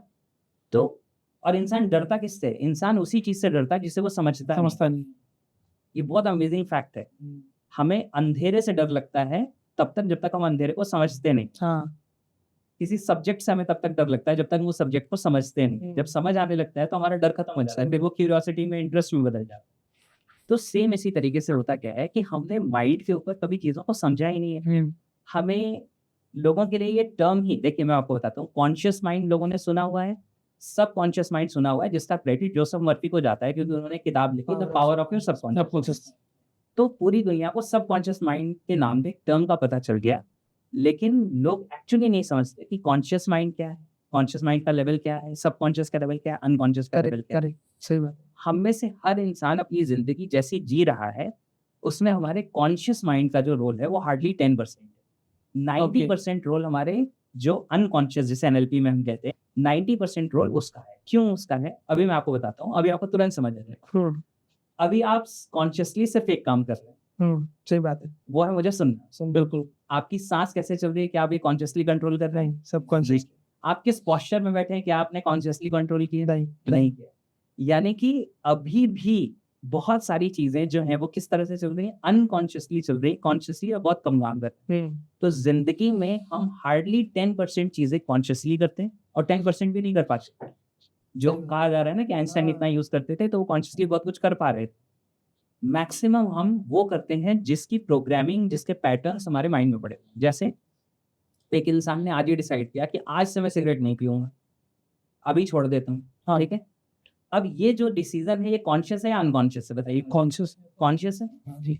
अब बिल्कुल, कितना अच्छा आप लोग समझ रहे हैं, मुझे कितना मजा आ रहा है ये शेयर करने में। ध्यान से समझिएगा, ये डिसीजन क्या है? कॉन्शियस है। अभी क्या हुआ कि अभी कोई एक फोन आ गया, यार तेरी वो डील अटक गई, वहां पे नहीं हुआ, वहां पेमेंट क्लियर नहीं हुआ। अच्छा, पता नहीं कब जेब से सिगरेट निकलेगी, कब लाइटर जलेगा, कब सिगरेट स्टार्ट होगी और स्मोक करना शुरू कर देंगे। कॉन्शियसली अभी डिसाइड किया था कि सिगरेट नहीं पीनी है, लेकिन किया वो जिसकी प्रोग्रामिंग, जिसके पैटर्न हमारे अनकॉन्शियस में पड़े हुए थे। हमारे अनकॉन्शियस में पैटर्न्स होते हैं, न्यूरल पाथवेज होते हैं। कॉन्शियस में तो सिर्फ अवेयरनेस होती है, और अवेयरनेस हमारी कितने समय तक रहती है? हम बहुत कम समय के लिए, बहुत कम चीज़ों के लिए अवेयर रहते हैं, बाकी सारी चीज़ों के लिए हम अवेयर ही नहीं है, वो ऑटोमेटिकली चल रही है। इसी को हम कहते हैं सबकॉन्शियस चल रही है। तो ये सारे पैटर्न्स पड़े हुए हैं। तो जिंदगी में इंसान कलेक्टिव कॉन्शियसनेस तक या और जगहों तक इसलिए नहीं पहुंच पाता क्योंकि वो अपने इस कॉन्शियस और कॉन्शियस और अनकॉन्शियस को ही हैंडल नहीं कर पाता ढंग से। अनकॉन्शियस के अंदर जो उसके पैटर्न्स पड़े हुए हैं, अगर वो उन पैटर्न्स को ऑब्जर्व करने लगे, समझने लगे, जो हमारे काम के नहीं है उन्हें जिंदगी से निकाले, जो हमें चाहिए वो हम जिंदगी में अडॉप्ट कर लें। देखिए ये लेवल्स के जैसे हैं। कॉन्शियस से आप सब कॉन्शियस, अनकॉन्शियस लेवल को जब एक्सप्लोर करने लगेंगे, जितना आपका इसके ऊपर होल्ड कंट्रोल बढ़ेगा उतना आप इसके आगे के लेवल में जा पाएंगे। और जितना ये सब आपके लिए अनभिज्ञ रहेगा, आप अनअवेयर हैं इनके बारे में, आपको कुछ पता नहीं है, तो हो सकता है कि किसी किसी टाइम पे आप कलेक्टिव कॉन्शियसनेस में डिप कर जाए। जैसे होता है ना, कभी कभी ग्लिम्स आ जाए, कभी कभी कुछ चीजें हो जाएं, लेकिन आप उसमें ज्यादा रह नहीं पाएंगे, वहां तक ज्यादा पहुंच नहीं पाएंगे। मैं तो ज्यादातर समय उसी में रहता हूँ ऐसे। अकेला ज्यादा रहना प्रेफर करता हूँ, सो दैट मुझे नए थॉट्स आए। तो आपके अंदर की दुनिया सेटल हो गई होगी, इसीलिए आप वो नए थॉट्स एक्सेस कर पाओगे। अगर अंदर की दुनिया में उलझने हैं तो आप उसके बियॉन्ड की चीजें नहीं समझ पाएंगे, इसके बियॉन्ड माइंड नहीं है। Correct sir. एनएलपी तक का सफर आपका बहुत, आपके पास इंफॉर्मेशन, नॉलेज इसकी बहुत है। आपकी जर्नी कैसे शुरुआत हुई थी, आपने एनएलपी को ही क्यों अपना सब्जेक्ट चुना? बिल्कुल, थैंक यू। ये बहुत अच्छा सवाल है और इसका मज़ेदार आंसर फ़नी है थोड़ा, आपको बताता हूँ कि हम सब लोग, शायद सब लोग तो नहीं, आप तो यंग हैं काफ़ी लेकिन शायद आपको याद होगा कि हम लोग पहले कॉमिक्स पढ़ा करते थे, Nagraj, Doga, commando, super super commando, ये सारी कॉमिक्स पढ़ा करते थे। तो मुझे बचपन से ये कॉमिक्स वगैरह पढ़ने का बड़ा शौक था, तो जब मैं सुपर हीरोज़ के बारे में पढ़ता था या उस समय टीवी पे हमारे पास कलर टीवी आया था, मुझे लगता है 80s। हाँ, हाँ, 80s में आया था। तो मतलब मेरे घर में कलर टीवी आया था शायद 88, 89 ऐसे करके। तो उस समय वो स्पाइडरमैन का कार्टून आता था, सुपरमैन का कार्टून आता था, है ना? रसना कैट भी आता था, रुयार भी हाँ आता जी। तो जब मैं सुपर हीरोज़ वगैरह देखता था ना, तो मुझे लगता है ऐसा ही बनना है ना? तो सुपर हीरो बनने का बहुत शौक था बचपन में। तो लेकिन क्या होता है, सुपर हीरो क्या करता है, वो बुरे लोगों को मारता है, अच्छे लोगों को बचाता है, ये करता है। सर फनी इंसिडेंट बताता हूँ, हाँ। ये हम सबको ही होता है। हाँ, तो बचपन में एक बेन 10 करके एक, हाँ, हाँ। आपको बताओ, आता था एक कार्टून। तो उसमें क्या, उसके पास एक घड़ी हुआ करती थी, तो उस घड़ी से वो 10 कैरेक्टर बना सकता था। तो वो ऐसे सिलेक्ट करता था, बन जाता था और खुद वो नया कैरेक्टर बन जाता था, कभी फायरमैन, कभी ये। तो मैं भगवान से प्रे किया करता था कि भगवान मुझे एक घड़ी चाहिए, कहीं से भी मिल जाए ताकि मैं पावरफुल बन पाऊँ। या उसमें 10 रूप धारण कर लेता था, वो आपको पावरफुल बनना है, आपको टाइगर बनना है, कुछ भी। बिल्कुल, बिल्कुल। तो ये सभी की तमन्ना होती है बचपन में। हाँ। तब शुरुआत वैसे ही हुई थी। तो ये मैं छोटा था, जब बहुत मतलब थोड़ी-थोड़ी अकल आई 1-2 से, तो कॉमिक्स और ये वो सब पढ़ता था और मेरे ब्रदर मेरे से 13 साल बड़े। हुँ। वो घर में सबसे बड़े, मैं सबसे छोटा, बीच में 2 सिस्टर्स। तो वो अच्छी चीज़ एक ये हुई मेरे साथ कि वो बहुत अच्छी किताबें पढ़ते थे और अच्छी किताबें हमारे घर में, आज भी मेरे घर में एक लेदर का बैग जो मेरे रूम में अब रखा हुआ है, हुँ। उस समय लेदर के सूटकेस आते थे। तो वो लेदर का एक सूटकेस है जिसमें आज भी उस समय की पुस्तक मंडल की किताबें, स्वेट मॉडर्न की किताबें, है ना? जो चिंतामुक्त कैसे हों, सुख से कैसे जिएँ, ऐसी-ऐसी कुछ बुक्स हुआ करती थी। चिल्ड्रन नॉलेज बैंक आती थी। तो ऐसी अच्छी-अच्छी बुक्स हुआ करती थी। वो खुद पढ़ते थे, फिर वो इंजीनियरिंग करने चले गए, मैकेनिकल इंजीनियर आपकी तरह। हुँ। तो वो महाराष्ट्र चले गए, वहाँ पे अच्छा, कोल्हापुर। हुँ। तो वो वहाँ से इंजीनियरिंग करने के लिए गए, तो वो बुक्स वगैरह मेरे पास नहीं थी। बहुत छोटा था मैं उस समय, 2-3 में पढ़ता था। तो वो सब थोड़ा-थोड़ा मैं एक्सप्लोर करता था, मुझे अच्छा लगता था ये सब देखना। तो क्या है कि कॉमिक्स वाली चीज़ें पढ़ी तो ऐसा लगता था सुपर हीरो बनना है। तो बचपन में इन सारी चीज़ों में बहुत इंटरेस्ट था। यानी जैसे-जैसे थोड़ी-थोड़ी अकल आई तो समझ आया कि लड़ने से या ऐसा नहीं होता दुनिया में कि आप सुपर हीरो बन के बुरे लोगों को मारोगे, ये करोगे, वो करोगे। बेसिकली इंटेंशन समझ आया कि इंटेंशन है लोगों की हेल्प करना, वो अपनी प्रॉब्लम से बाहर आएँ, ज़्यादा बेहतर इंसान बनें। तो इस तरीके से चीज़ों में इंटरेस्ट डेवलप होना शुरू हुआ। तो करते-करते जब मैं क्लास 6-7th में आया तो हिप्नोसिस के ऊपर, मुझे सम्मोहन के ऊपर एक किताब मिली। वो भी भैया ने खरीदी हुई थी, पहले उनके पास थी, लेकिन फिर उन्होंने किसी दोस्त को दी, वो चली गई। तो मैंने सम्मोहन के ऊपर, हिप्नोसिस के ऊपर एक किताब खरीदी, उसको पढ़ा। तो बचपन में कैसा इंटरेस्ट होता है, हिप्नोटिज़्म सीख लेंगे, किसी की आँखों में देख के उसको सम्मोहित कर देंगे, फिर हम उसे जो चाहेंगे वो दिखा देंगे, ये होगा, वो होगा, जादू नहीं होता। अभी भी होता है। हाँ। तो ख़ैर वो क्यूरियोसिटी मेरी थी, तो बाद में इस जर्नी में मुझे वो सारे आंसर्स मिल गए कि रियली हिप्नोसिस क्या होता है, कैसे काम करता है। पहले मेरे पास भी ऐसी ही सारी इन्फॉर्मेशन थी जो हम टीवी से, मूवी से, कॉमिक्स से पढ़ते। तो वो पढ़ी, कुछ-कुछ चीज़ें वहाँ से समझ में आई। फिर क्या हुआ, साइंस ऑफ माइंड, क्योंकि उसमें मन की शक्ति के बारे में कहा गया था हिप्नोसिस में, आपका मन बहुत शक्तिशाली है, बहुत ताकतवर है, मैग्नेटिक है, ये है, वो है, ऐसी चीज़ें थी उसमें। तो मुझे माइंड में इंटरेस्ट आना शुरू हुआ। तो मैंने कहा यार ये जो चीज़ है ना, ये कुछ क्योंकि मेरा माइंड लॉजिकल था, तो साइंटिफिक कुछ लग रहा है, ये कुछ ढंग की बात लग रही है। वो सब पढ़ना शुरू किया, एक्सप्लोर करना शुरू किया, फिर पूरी जर्नी चलती रही स्कूलिंग वगैरह वाली। तो उसमें मैंने अच्छी किताबें पढ़नी शुरू की। अब क्या हुआ कि ये सारी चीज़ें करते-करते फिर मेरा वो वाला टाइम आ गया कि जब मुझे इंजीनियरिंग में एडमिशन लेना था। तो बीटेक में जिस समय मैंने एडमिशन लिया, ठीक उसी सेम टाइम पे, मतलब मुझे अगस्त से मेरे कॉलेज स्टार्ट होना था गाज़ियाबाद का। उसी के जस्ट पहले मुझे एक नेटवर्क मार्केटिंग कंपनी से इंट्रोडक्शन मिला, है ना? नहीं, नहीं। तो बेसिकली हाँ, तो है, हम नाम छोड़ दें। तो नाम छोड़ दें ज़्यादा बेहतर है। फिर क्या हुआ, इंजीनियरिंग वाले कॉलेजेस के जो बच्चे होते हैं ना, सबकी ज़्यादातर यही कहानी है। हाँ, मैं भी जब फर्स्ट ईयर में था तो मेरे को भी प्लान दिखाया गया। हाँ, ऐसे मतलब चौराहे पे खड़े होके उन्होंने अपने आप को करोड़पति घोषित कर दिया और फ्लैश आने की सुना। खैर उसके पहले की बात, बीटेक के जस्ट पहले की। तो बीटेक के जस्ट पहले क्या हुआ कि आपको इंटरेस्टिंग बात बताता हूँ, जहाँ से बहुत सारी चीज़ें चेंज हुई ज़िंदगी में। तो मैं बीटेक ज्वाइन करने वाला था, उसके जस्ट पहले मुझे एक नेटवर्क मार्केटिंग कंपनी के एक पर्सन थे, उन्होंने मुझे एक मीटिंग में इनवाइट किया, जिनके घर पे इनवाइट किया वो पीसीएस ऑफिसर, और उन्होंने कहा ये करियर के बारे में कुछ बहुत इंटरेस्टिंग बताने वाले हैं और आप चलेंगे तो अच्छा रहेगा। मैं बड़ा डरते-डरते गया था कि पता नहीं यार कहाँ लेके जा रहे हैं, मेरे लिए ज़्यादा नोन भी नहीं थे। फिर मैं वहाँ गया, तो वहाँ पे मैंने बिज़नेस का प्रेज़ेंटेशन देखा, तो बिज़नेस का प्रेज़ेंटेशन तो कुछ-कुछ समझ आया, कुछ लगा कि हाँ यार ये लोग बोलते हैं, अच्छा करते हैं, सारी चीज़ें। अच्छी चीज़ ये हुई, उस समय ऑडियो कैसेट्स होते थे, उन्होंने मुझे 2-3 कैसेट्स दे दिए कि आप भेजिए, घर ले जाइएगा और सुनिएगा। उस समय मैं 12th करके जस्ट निकला हूँ। अब घर जाके जब मैंने वो कैसेट सुने, मैंने कहा यार जैसी बात ये कर रहे हैं, ऐसा ही तो मैं भी सोचता हूँ। मतलब इन जो इसके स्पीकर्स हैं, जिनकी कैसेट आज लोग सुन रहे हैं, एक ही थॉट प्रोसेस मेरी थॉट प्रोसेस मैच कर रही है। तो मैंने सोचा उस बिज़नेस को ज्वाइन करूँगा, ऐसा कर। वो ज्वाइन करने वाला था, तब तक मेरे कॉलोनी की दीदी थी बगल की, वो आई मेरे घर पे, और भाई क्या कर रहे हो? मैंने कहा दीदी बीटेक में सिलेक्शन हो गया, वहाँ जाना है और एक नेटवर्क मार्केटिंग कंपनी है, सोच रहा हूँ उसको भी ज्वाइन कर लूँ साथ के साथ। तो बोली कौन सी है? मैंने नाम बताया। तो उन्होंने कहा कि फिर ये क्यों करते हो? इंडिया की एक कंपनी उसे क्यों नहीं ज्वाइन कर लेते? वो भी यही काम करते हैं। हाँ, मैंने कहा कि अच्छा दीदी, यहाँ उसके बारे में कैसे पता चलेगा? भाई हर इंसान के अंदर स्वदेशी वाली फीलिंग होती है। हाँ बिल्कुल। तो उन्होंने कहा कि जो मेरे चाचा जी हैं वो उस बिज़नेस को बहुत अच्छे से कर रहे हैं। तो मतलब लोग नेटवर्क मार्केटिंग के लोग लोगों के पास जाते हैं प्लान दिखाने के लिए, मैं उनके घर पहुँच गया, मुझे प्लान दिखाओ। तो उन्होंने अपने घर की काँच पे चार्ट चलकर पेपर भगवान चिपकाया। आया। हाँ, और वहाँ पे उन्होंने बिज़नेस का प्रेज़ेंटेशन दिखाया, मैंने उसी दिन सेम डे बिज़नेस ज्वाइन कर लिया। मैंने कहा ठीक है।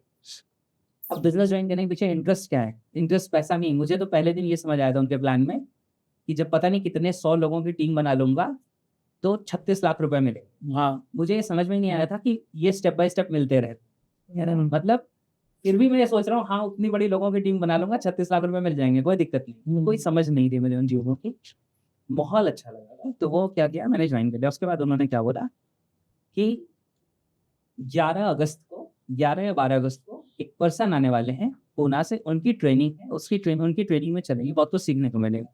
यही मेरी ज़िंदगी का टर्निंग पॉइंट साबित हुआ, मैं आपको बताता हूँ। ये बहुत इंटरेस्टिंग थी। तो अब क्या हुआ कि मैंने वो बिज़नेस ज्वाइन कर लिया, उस एक दिन के प्रोग्राम के कुछ 150-200 रुपए थे, मैंने मम्मी से माँगा वो पैसा, भाई स्टूडेंट 12th में पढ़ रहा हूँ, कहाँ से मेरे पास पैसे रहेंगे? तो मेरी मम्मी ने क्या बोला कि बेटा ये लोग ऐसे ही पागल बनाते हैं। पहले बिज़नेस ज्वाइन करा देते हैं 700-800 रुपए लेके, और उसके बाद क्या करते हैं मीटिंग में बुलाते हैं, उसी से ये लोग कमाते हैं। मैंने कहा अब मम्मी कुछ भी हो, एक बार जाके देखो तो मैंने वो 150 रुपए मम्मी से लिए और वो दे के उनको 150 रुपीज़ ट्रेनिंग ज्वाइन किया। अब जब मैं ट्रेनिंग गया तो वहाँ का ज़रूर लिखा और लगभग 300 लोग थे। वहाँ पे एक पर्सन थे जिनकी हाइट मेरे से भी थोड़ी-सी कम थी, और उनके बारे में मुझे बताया गया था कि करीब 4 लाख लोगों का इनका नेटवर्क है। और इतने डाउन टू अर्थ, इतने स्वीट स्पोकन कि जिसकी मतलब क्या बोला जाए, कोई इंतहा नहीं, इतने प्यारे इंसान। तो जब मैंने उनको स्टेज से देखा, मैंने कहा आज तक मैंने अपने आस-पास की दुनिया में देखा है कि कोई ज़रा-सी सीनियर पोस्ट पे हो जाता है, तो उसका ईगो, उसका एटीट्यूड देखते बनता है। और इस पर्सन के बारे में बताया जा रहा है कि 5-7 लाख रुपए महीना कमाते हैं, 4 लाख लोगों से ज़्यादा का नेटवर्क है, 300 लोग मेरे सामने हॉल में हैं जो इनकी इतनी रिस्पेक्ट कर रहे हैं, और ये पर्सन इतना डाउन टू अर्थ, इतना सॉफ्ट स्पोकन, ऐसा ही तो मुझे भी होना है, ऐसा ही तो मैं बनना चाहता हूँ। क्लियर हो गई? तो उनसे वो इन्फ्लुएंस मुझे मिला, उनसे वो इंस्पिरेशन मुझे मिली। तो वहाँ से जो है वो डेट मेरी डायरी में आज भी लिखी हुई है। तो वहाँ से वो मेरी शुरुआत हुई। वहाँ पे मैंने उनको सुना, उन सारी चीज़। उसमें भी एक मज़ेदार किस्सा हो गया। जब प्रोग्राम खत्म हुआ तो उन्होंने कहा कि ये प्रोग्राम वैसे तो मैं 1 दिन के लिए करने आया था, लेकिन आप लोगों का रिस्पॉन्स देख के मैं इसको 1 दिन का और एक्स्ट्रा करने वाला। अब मेरे दिमाग में सवाल ये है, बाकी प्रोग्राम तो ठीक है, 150 रुपए और कहाँ से लाऊँ? फिर उसके बाद फिर मम्मी से माँगे किसी तरीके से, क्योंकि अब मुझे एक चीज़ पता चल गई, जो मैं देख के आया हूँ, जो मैं फ़ील करके आया हूँ, वो मेरी मम्मी ने नहीं देखा। लेकिन एक चीज़ मुझे बचपन से पता है कि मैं हमेशा सही ट्रैक पे रहा हूँ, मेरी कोई गलत आदत नहीं है, तो उन्हें ये पता है कि ये गलत चीज़ के लिए पैसे नहीं माँगते। हाँ, सही बात। उतना फ़ेथ मुझे था, मिल गए पैसे। फिर मैं अगले दिन गया, तो अगले दिन मुझे उनसे मिलने का मौका मिला। तो मैंने कहा कि पूरे दिन प्रोग्राम हुआ, बहुत अच्छा हुआ, सब कुछ बहुत अच्छा रहा। लास्ट में ये हुआ कि होटल में 4-4 लोगों के ग्रुप में आप जाएँगे और उनसे आप मिल सकते हैं। तो वो बैठे हुए हैं, आप 4 लोग जाएँगे, फिर वो बाहर निकलेंगे 5-10 मिनट बाद, फिर अगले 4 लोग जाएँगे। तो मेरा नंबर था। तो मैं उनके पास गया तो उन्होंने पूछा कि वेद जी आप क्या करते हैं? तो मैंने बोला कि सर अभी-अभी मेरा बीटेक में एडमिशन हुआ है, कंप्यूटर साइंस से करने जा बस है। बोले आप सारी पढ़ाई वगैरह सब कुछ बहुत अच्छे से करिए, 2 किताबें पढ़िएगा। मैंने कहा कौन सी बुक्स? तो उन्होंने बोला कि पहली बुक है द मैजिक ऑफ थिंकिंग, बड़ी सोच का बड़ा जादू, हाँ। और दूसरी किताब है how to win friends and influence people, लोक व्यवहार। हम्म। और लाइन क्या बोली उस समय, लोक व्यवहार 85 रुपए की आती थी, 85 रुपीज था, 85 रुपए की किताब है, 85 करोड़ की नॉलेज। तो मैंने कहा ये बात दिमाग में जाके फिट हो गई, मैंने कहा यार बस यही तो चाहिए। वहां से जर्नी शुरू हुई, मैं वहां से वापस आया, किताबें पढ़ना शुरू की, बीटेक के साथ साथ पैरेलली उस बिजनेस को डेवलप किया था। 32 सिटीज में मेरा बिजनेस डेवलप हो गया, जो मेरे नेटवर्क मार्केटिंग नेटवर्क मार्केटिंग। कितने लोग टोटल? ज्यादा लोग नहीं थे, 150 के आसपास लोग थे। अच्छा। लेकिन अलग अलग जगह के थे, तो पोटेंशियल कितना ज्यादा होगा, वहां पे ग्रो करेंगे। लेकिन मैं ऑब्जर्व कर रहा था, मैंने पढ़ना शुरू कर दिया था, मैंने नेटवर्क मार्केटिंग को भी पढ़ना शुरू कर दिया था, क्योंकि इंटरनेशनल किताबें पढ़ने लगा। जब वो पढ़ने लगा तो मुझे लगा कि यार ये जैसा किताबों में लिखा है सक्सेसफुल बिजनेस के लिए और जो हमारी कंपनी फॉलो कर रही है, दोनों में कुछ लोचा है, कुछ तो गड़बड़ है। तो मुझे दिखने लगा। फिर मैं दिल्ली में सेंटर्स हुआ करते थे, उनके डिपो कहलाते थे, मैं वहां जाता था। तो पहले जिस लेवल पे थे वो ग्रेजुअली रिड्यूस होता हुआ दिख रहा था मुझे, मतलब product wise, training wise, seminar wise, उनके ट्रेनिंग बड़े अच्छे होते हैं। मतलब मुझे लगता है कि शायद 6-8 महीने के अंदर ये हो गया कि गाजियाबाद में जो ट्रेनिंग है उसकी रिस्पॉन्सिबिलिटी मुझे मिल गई, कि वहाँ पे स्पीकर को आप इनवाइट करेंगे, हॉल आप बुक करेंगे, ट्रेनिंग आप करेंगे। तो मेरी ग्रोथ बहुत फास्ट हुई उसमें। तो अब क्या हुआ, ये सारी चीजें हो गई, लेकिन मुझे कंपनी के साथ दिक्कत दिख रही थी। उस कंपनी की टैगलाइन थी, अब मैं इसलिए बोल सकता हूँ क्योंकि अब वो कंपनी ने स्ट्राइक ऑफ कर दिया, मतलब बंद हो गई। तो हो गई या हो रही है? मेरे ख्याल से हो गई होगी, क्योंकि 2-3 साल पहले का वो था उसका बंद होने का। तो उसमें क्या था कि वहां पे कहते थे जहाँ सपने साकार होते हैं। बाद में मैंने एनएलपी सीखी, हिप्नोसिस को सीखा, तो मुझे समझ में आया हिप्नोटिक स्टेटमेंट का। उसमें उन्होंने ये नहीं लिखा हमारे, उन्होंने अपने कर लिए। हाँ अपने कर लिए, हमारे ब्रैकेट में उन्हें लिखना था हमारे, वो उन्होंने नहीं लिखा, उन्होंने लिखा जहाँ सपने साकार होते हैं। खैर, मैंने जो मेरे वो पर्सन है उनका नाम कोई फड़े, जिनसे मैं बहुत इंस्पायर हुआ था। इतने ड्यूरेशन में बहुत क्लोज आ गए थे, हमारा इंटरेक्शन होने लगा, बातचीत होने लगी, क्योंकि मैं एज अ लीडर डेवलप होने लगा। तो उनसे बहुत क्लोज रिलेशन डेवलप हो गई, बहुत अच्छी बॉन्डिंग डेवलप हो गई। तो जब मैंने उनसे ये सारी चीज़ें शेयर की कि सर जो मैं देख रहा हूँ अपनी कंपनी में होते हुए और जो होना चाहिए वो दोनों मैच नहीं कर रहे, कुछ गड़बड़ है। तो बोले वेद जी इसी गड़बड़ की वजह से पिछले 1.5-2 सालों से मेरी कंपनी से फाइट चल रही है। मैंने कहा अच्छा। तो उन्होंने कहा कि मैं कंपनी को यही कह रहा हूँ कि इन चीज़ों को रिजॉल्व करो, और वो रिजॉल्व नहीं कर रहे। टॉप पे कुछ ऐसे लोग बैठे हुए हैं जो अल्टीमेटली हर बार नए लोगों को बिजनेस में लेके आते हैं, कंपनी के पास एक वेल्थ आ जाती है ना, और बिजनेस ऐसे चलता जा रहा है, और जो पुराने लोग हैं वो छूटते जा रहे हैं, टूटते जा रहे हैं। मैंने कहा सर अगर ऐसा है तो अब मैं नेटवर्क डेवलप नहीं कर सकता, क्योंकि जब तक मुझे ये चीज़ रियलाइज नहीं हुई, मेरी एक वैल्यू है कि मैं अपना नुकसान कर सकता हूँ, जानबूझ के किसी दूसरे का नुकसान नहीं। सही बात, सही बात। तो मैंने कहा अब मैं नेटवर्क डेवलप नहीं करूंगा, जितने लोग मेरे नेटवर्क में हैं उनको जो सर्व कर सकता हूँ वो करूंगा, उनको सिखाऊंगा, बताऊंगा, सारी चीज़ें करूंगा, आगे नेटवर्क हम डेवलप नहीं करेंगे। तो मैंने नेटवर्क डेवलप करना बंद कर दिया। फिर उसके बाद वो एक अलग कहानी में सब चलती रही। और उसमें अच्छी बात क्या थी, मज़ेदार बात क्या थी कि पहले मुझे ये पता था कि ये जो ट्रेनिंग्स होती हैं, क्योंकि मैं बनारस में रहता था, मुझे क्या पता ट्रेनिंग सेमिनार क्या होता है। तो मुझे पता ही नहीं था कि ऐसा कोई प्रोफेशन भी होता है। मुझे सिर्फ इतना पता था कि नेटवर्क मार्केटिंग में ऐसी ट्रेनिंग होती है, वही देखी थी मैंने। जब मैं दिल्ली आ गया और यहाँ के ट्रेनिंग प्रोग्राम ज्वाइन करने लगा, तो उसमें ऐसे ऐसे और लोग मिल गए जिन्होंने यहाँ पे मुझे बताया कि एक ट्रेनर आ रहे हैं, उनका ट्रेनिंग प्रोग्राम होने वाला है दिल्ली में, उनका सेमिनार होने वाला है। तो जब मैंने देखा कि अच्छा ट्रेनिंग जैसा कोई प्रोफेशन भी होता है, लोग ट्रेनिंग भी देते हैं, लोग ट्रेनर भी होते हैं, तो फिर मैंने जब और लोगों के ज्वाइन किए और जब मैंने उनकी चीज़ें देखी, तो मुझे एक बात समझ में आई कि इनमें जो मैं और लोगों की चीज़ें देख रहा हूँ, उनके में 40% वैल्यू है तो 60% मार्केटिंग।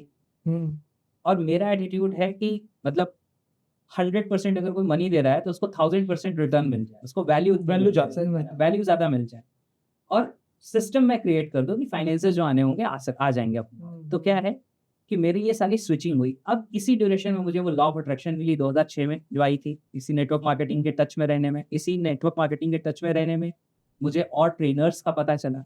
इसी नेटवर्क मार्केटिंग की एक सीडी सुनते सुनते मुझे एनएलपी नाम के साइंस का पता चला। अच्छा। तो मेरे लिए वो टर्निंग पॉइंट साबित हो। अब क्या है कि जब मैंने लॉ ऑफ अट्रैक्शन को सुना, बाकी और चीजें, तो उस समय हमारे यहाँ उस समय आउटपुट हुआ करता था, फिर फेसबुक नया आया था, है ना? तो सोशल मीडिया, मैं बहुत छोटा हूँ। और बिल्कुल सबसे पहले आउटपुट आया था। उस समय हम लोग बीटेक में थे, तो और 2002-3 हाँ, तो आउटपुट आया था। ऑर्कुट के बाद फिर फेसबुक आया था। फेसबुक नया-नया था उस समय, मतलब पॉपुलर नया-नया हो रहा था। तो लॉ ऑफ अट्रैक्शन के बाद बहुत सारे लोग के फेसबुक प्रोफाइल में लिखा रहता था certified law of attraction trainer, है ना? तो इस तरह की चीज़ें बहुत सारे लोग आ गए थे। तो वो सब पढ़ना शुरू किया, सारी चीज़ें ऑब्ज़र्व की। द सीक्रेट जो वीडियो आई थी वो मैंने खुद देखी, बीटेक के अपने बहुत सारे क्लासमेट्स को दिखाई, समझाया, ट्रेनिंग प्रोग्राम जॉइन किए, कुछ-कुछ सारी चीज़ें की, लेकिन मुझे कॉन्क्रीट आंसर नहीं मिला। ये जो आप सिखा रहे हो इसके पीछे कुछ तो मिसिंग है। इसके पीछे कुछ कॉन्क्रीट साइंस है जो मिसिंग है, जो समझाया नहीं जा रहा। आंसर किसी के पास है नहीं।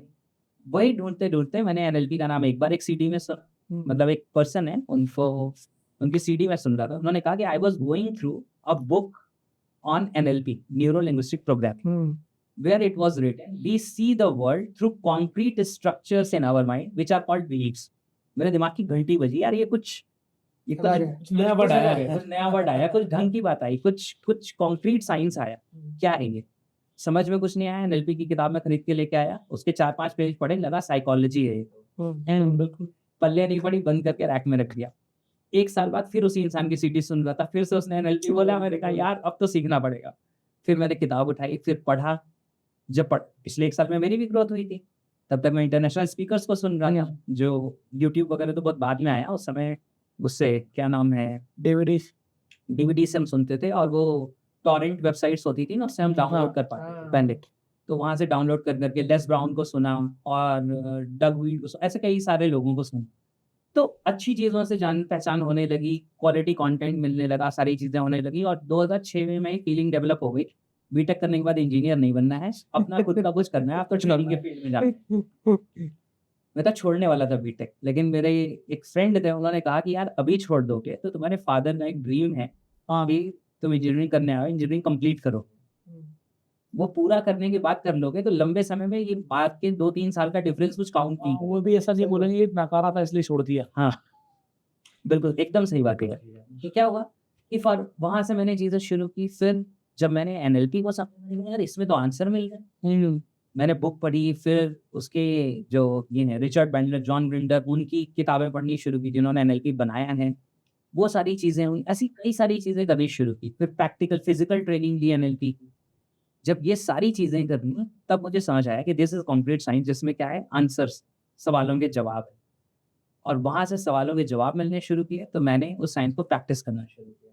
जब प्रैक्टिस करना शुरू किया, लोगों को हेल्प करना शुरू किया, तो लोगों के अंदर चेंजेस आने लगे। और जो नितिन द्वारफड़े सर मैं बता रहा हूँ आपको, जहाँ से मेरी शुरुआत हुई थी 2005 में 11 अगस्त को शायद उन्होंने मेरा ट्रेनिंग, मतलब मैंने उनका ट्रेनिंग प्रोग्राम ज्वाइन किया। उसके करीब 4 साल या 5 साल बाद 2010 में शायद 14 अगस्त को या 13 अगस्त को, उसके 5 साल बाद तक उनके घर पे बैठ के उनकी कुछ इश्यूज थे उस पर डिस्कशन करके उनको सॉल्यूशन दे रहा। क्या बात है, उड़ी ना चेला चीनी हो गया। वो बस साइंस ऑफ माइंड के फील्ड में अभी वो बहुत अच्छा काम कर रहे हैं। अभी वो नेचर वगैरह के ऊपर काफी अच्छा काम कर रहे हैं। पुणे में रहते हैं, सॉइल रिस्टोरेशन पे बहुत अच्छा काम कर रहे हैं, आज भी टच में है। तो फिर जब आपने एनएलपी पूरी सीख ली, उसके बाद आपको ऐसा लगा कि मुझे अब कुछ मिल गया, आपने इस पे पूरा अपनी जिंदगी मुझे ये मिल गया, ये समझ आ गया कि जो मैं ढूंढ रहा था, जो साइंस, अब मुझे वो मिल गया। मतलब मैं जिस समुद्र की तलाश में था उसके किनारे पहुंच गया। अभी किनारे पहुंचा हूँ, चम्मच से पानी चखा है, अभी डूबना बाकी है उसके अंदर। तो मैंने कहा अब जिंदगी इसी में लगानी है, क्योंकि इसमें वो सारे सवालों के जवाब मिल रहे हैं, इसमें वो विजडम मिल रही है, उसमें वो स्किल्स मिल रही है। हम सबको कहते रहते कॉन्फिडेंट रहना चाहिए, पॉजिटिव सोचना चाहिए। वही पूछ लिया भाई कैसे। ये तो सबसे बड़ी बात है ना कि लोग बोलेंगे टेंशन मत लो, हाँ, लेकिन टेंशन मत लो बोलकर एक टेंशन और दे दी कि ना कैसे ले। टेंशन जब है तो है ना, कोई कॉज या फिर रियल वो नहीं बताता कि टेंशन खत्म कैसे। हाँ, इसको हम लोग एनएलपी के जरिए किस तरीके से, आज कोई मान लीजिए कोई पेन है, कोई मेमोरी है, या किसी बात का प्रेशर है, हमें भी पता है नहीं लेना है, आप भी यही बोलोगे मत लो, लेकिन ये करें कैसे, हटाएं कि नहीं। क्या होता है ना, कुछ चीजें हमें समझने की जरूरत है। इसको कई बार एनएलपी की लैंग्वेज में कहते हैं स्ट्रक्चर्स ऑफ थिंकिंग। हम किस स्ट्रक्चर्स में चीजों को सोचते हैं। तो इसे इस तरीके से समझते हैं कि एक कॉन्सेप्ट होता है, उसे हम कहते हैं कि there are 3 circles in life. जिंदगी में 3 सर्कल्स है। जो मैंने समझा था उसको मैंने अपने फॉर्म में जो डेवलप किया वो आपको बता रहा हूँ। एक कहते हैं सर्कल ऑफ कंट्रोल, एक होता है सर्कल ऑफ इन्फ्लुएंस, एक होता है सर्कल ऑफ नो कंट्रोल। तो जब भी हमारी जिंदगी में कोई चैलेंज है, कोई परेशानी है, तो हमें ये चेक करना है कि ये तीनों में से किस सर्कल में बिलोंग करता है। सर्कल ऑफ कंट्रोल, हाँ, circle of control, circle of influence, circle of no control.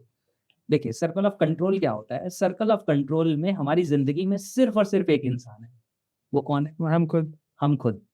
उसमें भी अगर हम खुद को कंट्रोल कर पाएं तो, हाँ, क्योंकि कंट्रोल तब कर पाएंगे जब हम कॉन्शियस ओवरराइड कर पाएंगे हमारे अनकॉन्शियस को, क्योंकि वरना हम वही करना शुरू कर देंगे जो पैटर्न में पड़ा हुआ है। बिल्कुल कॉन्शियसली खुद को भी कंट्रोल करना मजाक बात नहीं है, सही आसान बात, काम नहीं है। बिल्कुल सही बात। तो सर्कल ऑफ कंट्रोल में जिंदगी में एक ही इंसान है, वो है हम खुद। इसके बाद आता है सर्कल ऑफ इन्फ्लुएंस। इन्फ्लुएंस में मतलब आपके इन्फ्लुएंस में जो लोग हैं वो आपके सर्कल ऑफ इन्फ्लुएंस को बिलोंग करते हैं।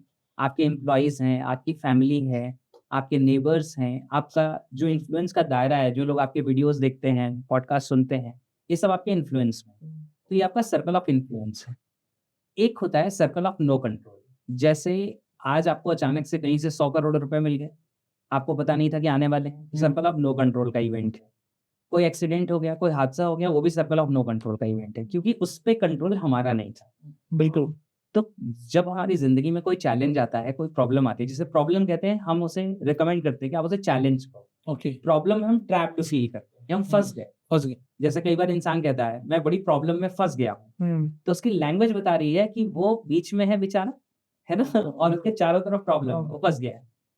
तो इसके कंपैरिजन में जब हम कहते हैं I am facing a challenge, मैं एक चैलेंज का सामना कर रहा हूँ, तो चैलेंज में हम डायनामिक होते हैं, हम कुछ कर सकते हैं। तो पहले तो लैंग्वेज में चेंज करना। न्यूरो लिंग्विस्टिक प्रोग्रामिंग में यही मतलब होता है। न्यूरो का मतलब माइंड, बिल्कुल। लिंग्विस्टिक का मतलब लैंग्वेज, जो दो होती है, वर्बल और नॉन वर्बल। वर्बल है जो शब्दों से मैं बात कर रहा हूँ, नॉन वर्बल मतलब मेरी बॉडी लैंग्वेज। अभी मैं ऐसे झुका के बैठ जाऊं तो 5 मिनट बाद आप कहेंगे कि व्यक्ति रहने देते हैं, आपसे मिलके बहुत अच्छा लगा।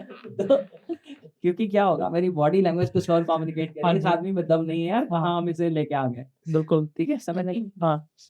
और तीसरी चीज होती है प्रोग्रामिंग। प्रोग्रामिंग का मतलब होता है कि how we program our neurology through our language. हमारे शब्दों से, हमारी बॉडी लैंग्वेज से हम अपने न्यूरोलॉजी की, अपनी माइंड की प्रोग्रामिंग कैसे करते हैं, ये एनएलपी है। तो जब कोई इंसान कहता है मैं एक प्रॉब्लम में फंस गया हूँ, तो वो अपने माइंड को प्रोग्राम कर रहा है फंसा हुआ फील करने के लिए। जब वो कह रहा है मैं चैलेंज का सामना कर रहा हूँ, तो वो अपने माइंड को प्रोग्राम कर रहा है फाइट करने के लिए, सामना करने के लिए। सिर्फ थोड़े से शब्द बदले हैं। इसलिए कई बार मैं कहता हूँ कि हम वो हकीम हैं जो लफ्जों से इलाज करते हैं, क्योंकि सिर्फ लफ्ज चेंज किए, शब्द चेंज किए, लेकिन सामने वाले की फीलिंग बदल गई। तो क्या होता है कि हमें ये देखना है कि हमारी जिंदगी में जो आपका चैलेंज है, अगर आपका खुद का है सर्कल ऑफ कंट्रोल में, तो आप उस पर बहुत कुछ कर सकते हैं। हाँ जी। अगर वो सर्कल ऑफ इन्फ्लुएंस को बिलोंग करता है, तो आप ये देखिए कि जिन लोगों को आप इन्फ्लुएंस कर रहे हैं, क्या उस वे में आप कोई सॉल्यूशन निकाल सकते हैं। तो आप सही तरीके ढूंढिए इन्फ्लुएंस करने के। हर इंसान अलग अलग तरीके से इन्फ्लुएंस होता है। और अगर सर्कल ऑफ नो कंट्रोल की कोई घटना है जिसमें आप कुछ नहीं कर सकते, तो वहां पे सिर्फ एक चीज कर सकते हैं, you can choose your response, कि अब उस सिचुएशन में आप रिस्पॉन्ड कैसे कर सकते हैं। भाई मैंने एक घर बनाया, बहुत मेहनत से बनाया, सारी जिंदगी की कमाई लगा के बनाया, अब क्या हुआ, अर्थक्वेक आ गया, मेरा घर गिर गया। अब क्या है कि ये अब क्या है कि अब इस सिचुएशन में सिर्फ एक चीज बची, क्योंकि सर्कल ऑफ नो कंट्रोल था। हाँ बिल्कुल। सिर्फ एक ही चीज बची कि what response will I choose now. एक रिस्पॉन्स हो सकता है मैं रोऊं छाती पीट के कि मैंने सारी जिंदगी की कमाई लगा दी, घर गिर गया और मेरे पास कुछ नहीं बचा। एक ये रिस्पॉन्स हो सकता है कि मुझे ऊपर वाले ने एक मौका दिया अपनी काबिलियत दोबारा साबित करने में, तो दिस इज ऑल्सो रिस्पॉन्स। तो चैलेंजेस जो कहते हैं टेंशन मत लो, तो टेंशन मत लो, कितने से टेंशन नहीं होगी ऐसा नहीं होगा। मैं उसको सर इस तरीके से लेता हूँ कि कभी भी कोई भी घटना होती है ना, तो उस घटना से ऊपर घटना भी हो सकती थी। फॉर एग्जाम्पल, मान लो आज एक कांच टूटा, गिलास मान लो गिर जाए, तो चलो पहले घटना है कि यार टूट गई, हम इसके ऊपर रोएं कि क्यों टूट गया। दूसरा ये यार कि अगर टूटता क्या पता मेरे पास लग जाता, तो लगा तो नहीं ना, कोई बात, वाह वाह टूटा ही है ना। तो एक्सीडेंट हुआ, मान लो हम बच गए, एक्सीडेंट ही हुआ ना, कल को हम जान भी जा सकती थी, सही बात, हम बच गए। भूकंप आया, बिल्डिंग ही गिरी ना, कल को हम दब जाते। सही तो बात। हर एक कोई भी घटना से ऊपर घटना हो सकती है, बट अगर नीचे वाली हुई है तो मुझे लगता है भगवान ने कोई सिग्नल दिया है, अप्रिशिएट करो, आगे बढ़ो। बहुत बढ़िया, वंडरफुल। तो क्या है ना कि यही चीज होती है, यही स्ट्रक्चर्स ऑफ थिंकिंग। किसी घटना को हम क्या मतलब देते हैं। तो जो मैं कह रहा था स्ट्रक्चर्स ऑफ थिंकिंग में, एक मैंने बताया कि हम समझ लें कि सर्कल ऑफ कंट्रोल में, इन्फ्लुएंस में, नो कंट्रोल में। नो कंट्रोल में है तो आप एक रिस्पॉन्स चूज कर सकते हैं जिसमें आप और नेगेटिव चले जाएंगे। दूसरा है कि जिसमें आप प्रोडक्टिव हो जाएंगे, आप कुछ कर सकते हैं। ठीक है, सही बात है। इसके अलावा दूसरी चीज़ होती है कि जैसे हम स्ट्रेस फील करते हैं, तो मैं आपको बताता हूँ कि जैसे आपने बोला टेंशन मत लो, तो tension means kind of stress है। इसके लिए एक चीज़ होती है, उसको हम कहते हैं लर्निंग कर्व। एक लर्निंग का ग्राफ होता है, कर्व होता है, वो बताता हूँ आपको कि क्या होता है। एक चीज़ होती है जिसे हम कहते हैं परसीव्ड रिसोर्सेज, और एक चीज़ होती है उसे हम कहते हैं परसीव्ड डिफिकल्टीज।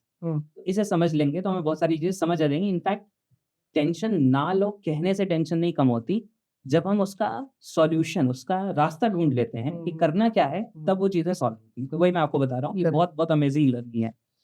देखिए क्या होता है कि परसीव्ड रिसोर्सेज का मतलब होता है कि हमें क्या लगता है हमारे पास कितनी ताकत है। रिसोर्सेज मतलब आपकी ताकत, आपकी क्षमताएं। डिफिकल्टीज का मतलब है ये आपके गोल्स भी हो सकते हैं, आपके ज़िंदगी के चैलेंजेस, प्रॉब्लम्स भी हो सकते हैं। अब जैसे सपोज़ करो कि किसी इंसान के लिए बहुत बड़ी डिफिकल्टी हो सकती है कि यार अगले 1 महीने में मुझे 50,000 रुपए इकट्ठे करने हैं। किसी के लिए हो सकता है 50,000 तो यार वो रोज़ के कमा सकता है, दिक्कत ही नहीं। उसको कोई दिक्कत ही नहीं है। लेकिन हाँ, उसको ये हो यार कि अगले 1 महीने में यार 5 करोड़ रुपए इकट्ठे करने हैं। वो कह रहा है हाँ यार, ये तो प्रेशर लग रहा है। हाँ, तो ये जो प्रेशर लग रहा है, ये लग रहा है कि आपके पास रिसोर्सेज़ क्या है उसके अकॉर्डिंग, और आपका गोल कितना बड़ा है उसके अकॉर्डिंग। Correct correct. तो जिस चीज़ से हमें टेंशन होती है या प्रेशर आता है, उस केस में क्या होता है, उस केस में जो हमारी रिसोर्सेज़ हैं, रिसोर्सेज़ हमारी इतनी रह गई और डिफ़िकल्टी हमारी इतनी बड़ी हो गई, तो आप प्रेशर में आ गए। अगर हमारी रिसोर्सेज़ जो हैं वो ज़्यादा और हमारी डिफ़िकल्टी कम है, तो तो डिफिकल्टी भी क्या होगा, हम बोर्डम में आ जाएँगे। जैसे आप सपोज़ करिए 5 किलो का डंबल लेके एक्सरसाइज़ कर सकते थे आसानी से।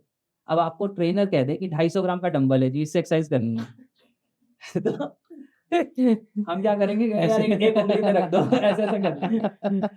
क्योंकि हमारे लिए वो बोरडम हो जाएगा।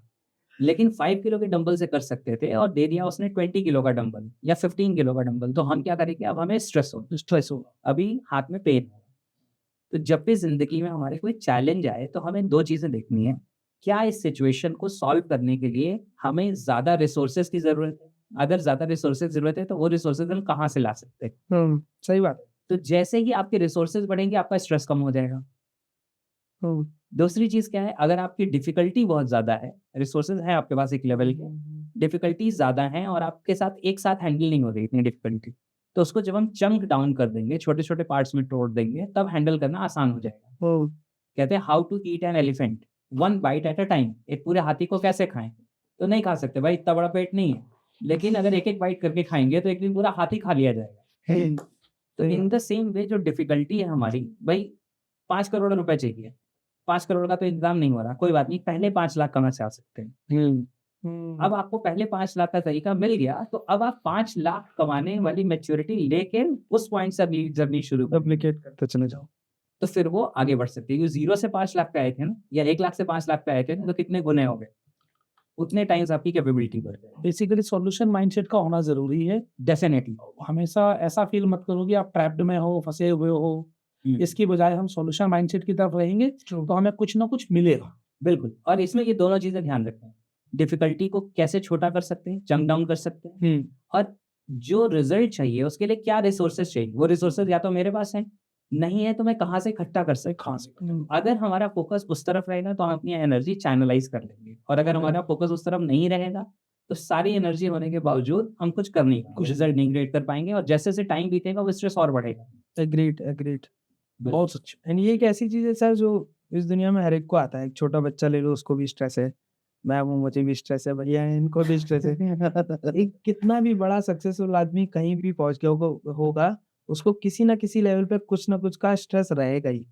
The best thing is that the people who are successful know how to manage stress. Definitely. जिसने वो मैनेज करना सीख लिया स्ट्रेस, वो सही है, जो नहीं है वो रोता रहता है फिर।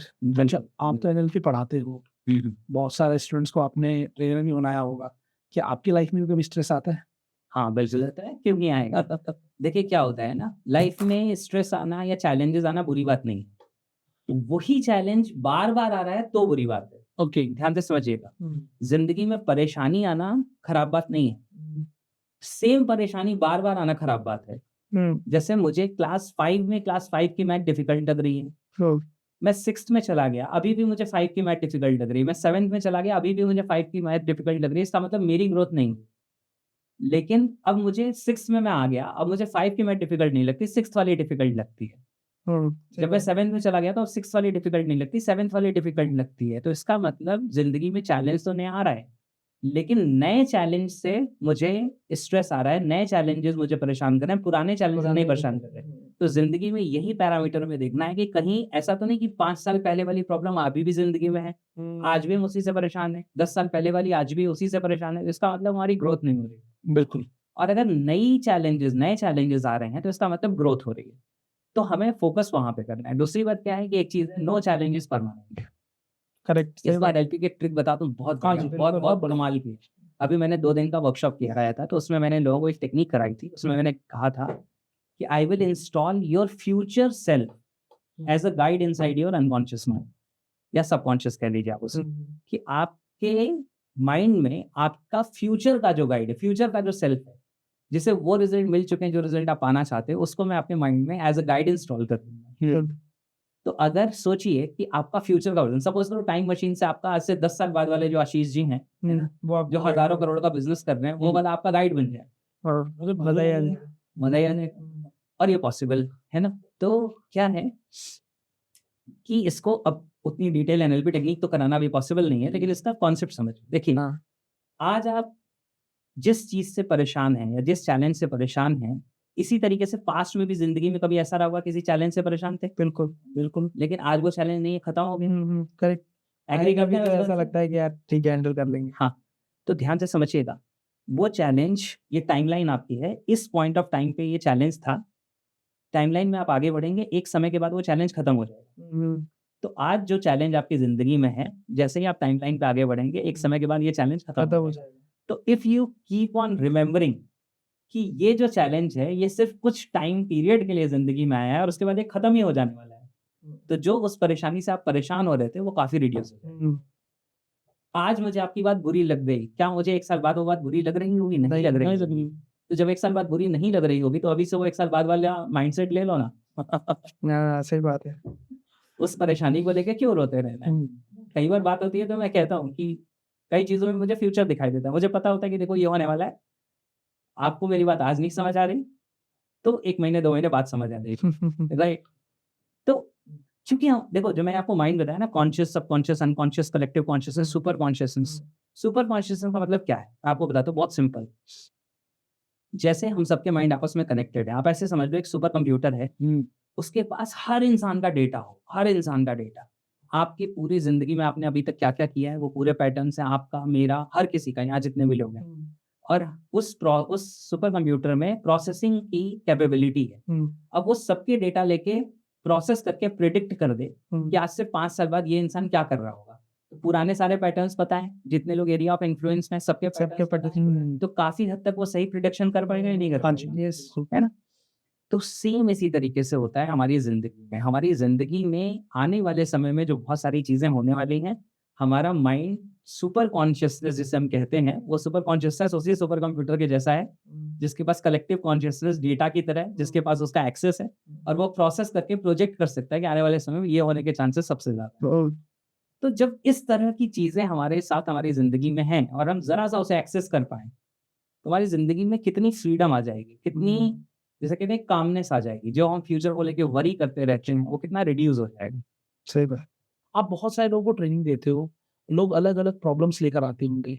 किसी की वेलनेस होगी, किसी की हेल्थ होगी, किसी का फाइनेंस होगा, किसी का रिलेशनशिप होगा, या फिर और भी बहुत सारी अलग-अलग इश्यूज हो सकते हैं। आपको क्या लगता है आज के समय में मेजर इश्यूज क्या हैं लोगों के बीच में?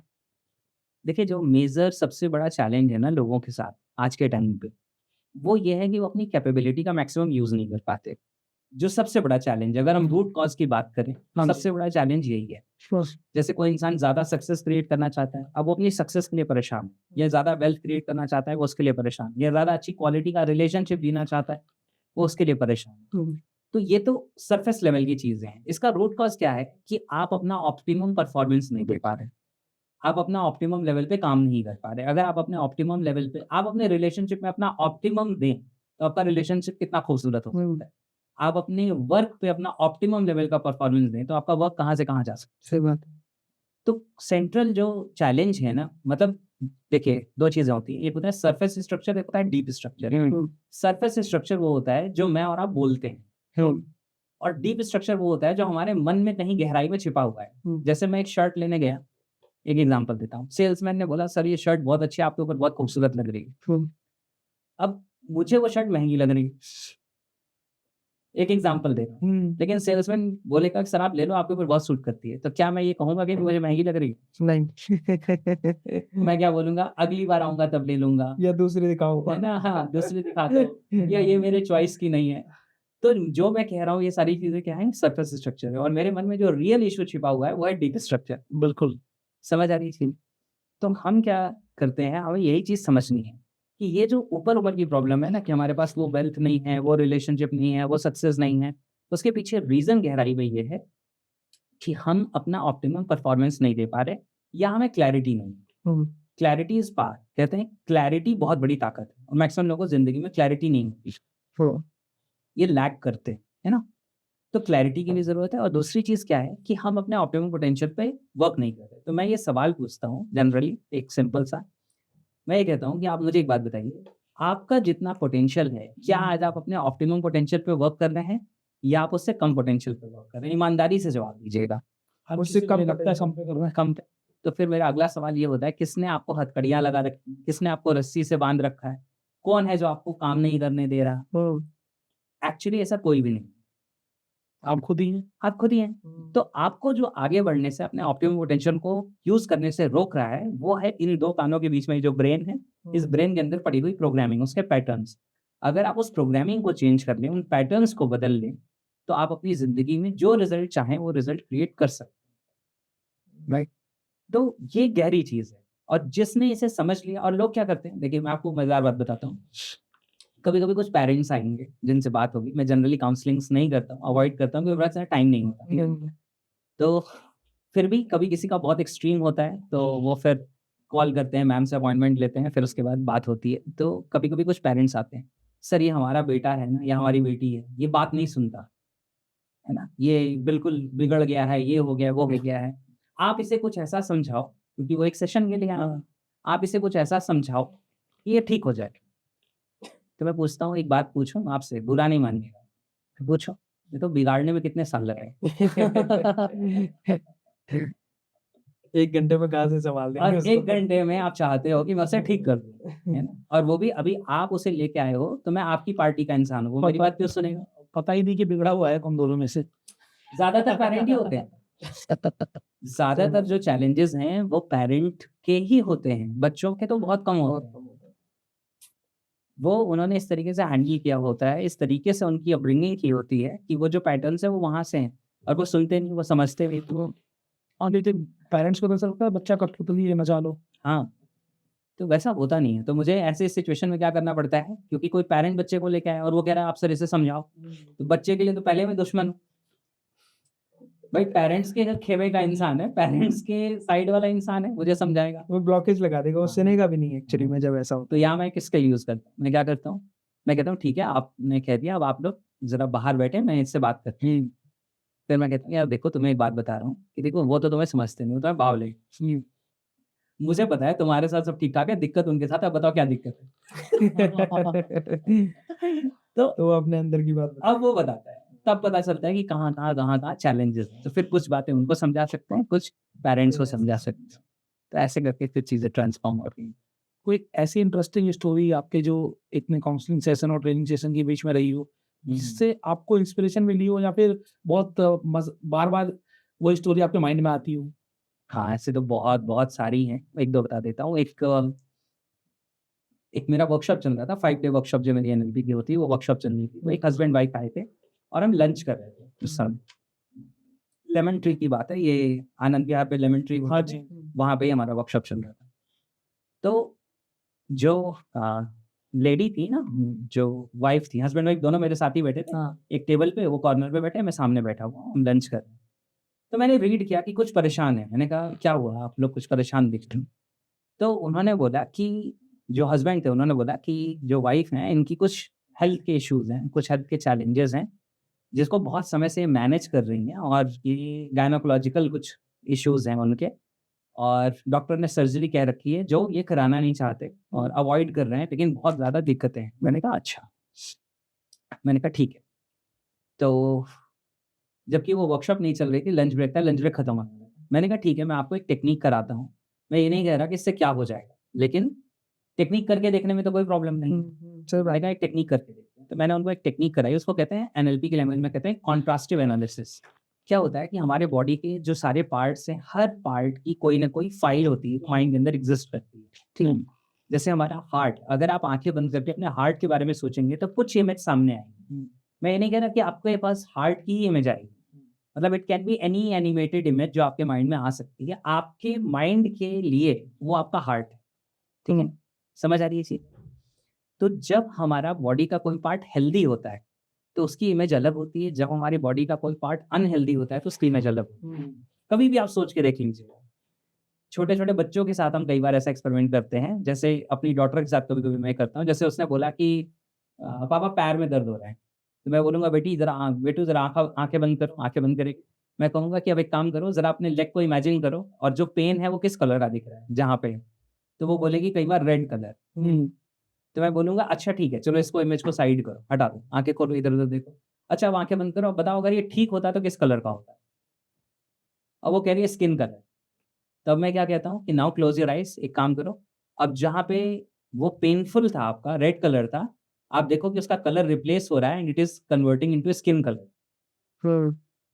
अब आपने क्या किया, माइंड के अंदर उस फाइल को चेंज कर दिया, और हमारा माइंड, जैसे मैंने आपको बोला, your behaviour is consistent to the images of your mind. तो आपके मन के अंदर की फाइल बदल गई, फाइल की इमेज बदल गई, तो आपका रिस्पॉन्स भी बदल जाता है, आपकी बॉडी हीलिंग स्टार्ट कर देती है और मैजिकल चेंज दिखता है। ये तो मैंने बहुत छोटे वाली चीज बताई। उनके साथ मैंने क्या किया, तो उनके साथ जब मैंने इंटरेक्शन किया तो मैंने बोला कि ठीक है, अब मुझे पता नहीं, उन्होंने सिर्फ इतना बोला है गायनाकोलॉजिकल प्रॉब्लम, मुझे नहीं पता, गायनाकोलॉजी का मुझे एबीसीडी भी नहीं आता, ठीक है। ये अलग बात है कि आज मेरे पार्टिसिपेंट में ऐसे डॉक्टर्स हैं जो लोगों का कैंसर भी रिवर्स कर चुके हैं, और स्पेशली डॉक्टर श्वेता तिवारी और डॉक्टर मंगेश, ये दोनों लोगों का नाम मैं लेना चाहूँगा। ये वाराणसी में है। डॉक्टर मंगेश ने अपनी प्रैक्टिस छोड़ दी है। डॉक्टर श्वेता तिवारी जो हैं वो अभी भी गायनोकोलॉजिस्ट और ऑब्स्ट्रिशियन दोनों थी। अभी उन्होंने डिलीवरी वाला पार्ट छोड़ दिया है, सिर्फ जो मेडिसिन लिखने वाला काम होता है वो करते हैं, और बाकी दोनों मिलके हीलिंग कर रहे हैं, हीलिंग पे काम कर रहे हैं। और कैंसर, 4th स्टेज का कैंसर अभी उन्होंने रिकॉर्ड्स में रिवर्स करके 0 कर दिया। क्या है ना?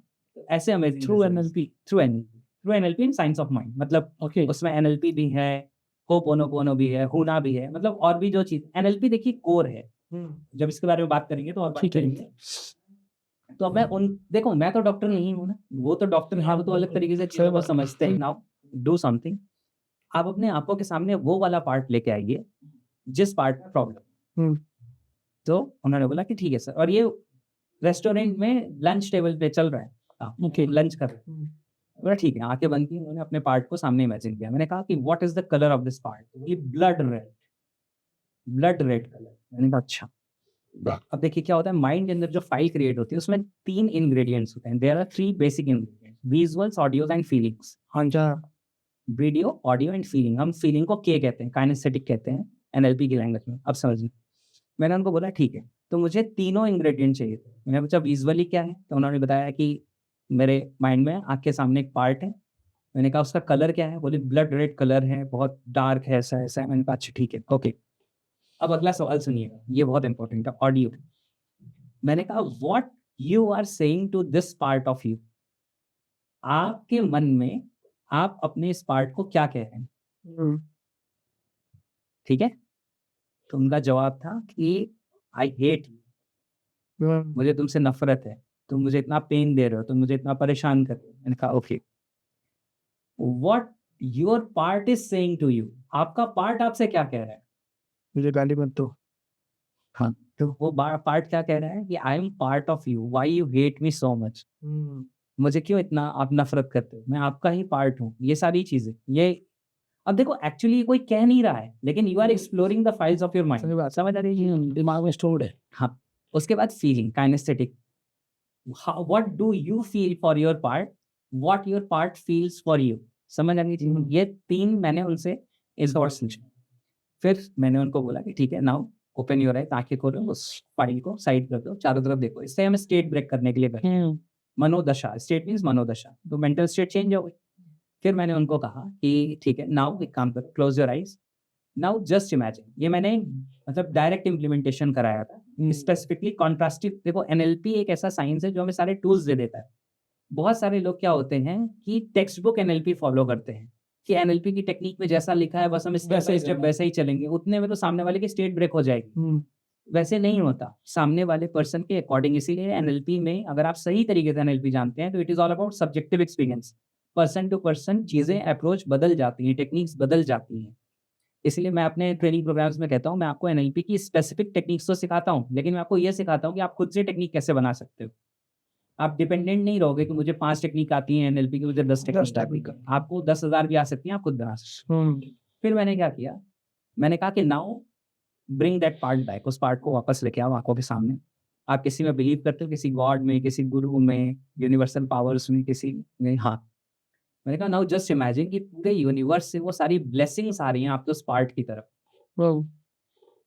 And its colour is changing to the colour which if the part was healthy it should have that colour. यानी कि इसका कलर बदल के वो हो रहा है, ये हेल्दी हो, हेल्दी कैसा होगा।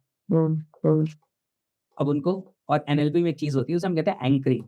एंकरिंग होती है जिसको हम किसी टच के साथ या किसी चीज के साथ हम उस फीलिंग को कनेक्ट कर सकते हैं। तो मैंने उसको यहाँ पे ऐसे टच किया, मैंने कहा जब वो उस फीलिंग में थी कि मैं ऐसे टच करता हूँ तो वो फीलिंग और इंटेंसिफाई हो जाती है। तो इंटेंसिफाई हो जाती है वो कि हाँ ठीक है, पार्ट का ही कलर चेंज हो गया। मैंने कहा now what would you say to your part and what your part would say to you. अब आप उससे क्या कहोगे और वो आपसे क्या कहेगा। अब पूरा कन्वर्सेशन बदल गया।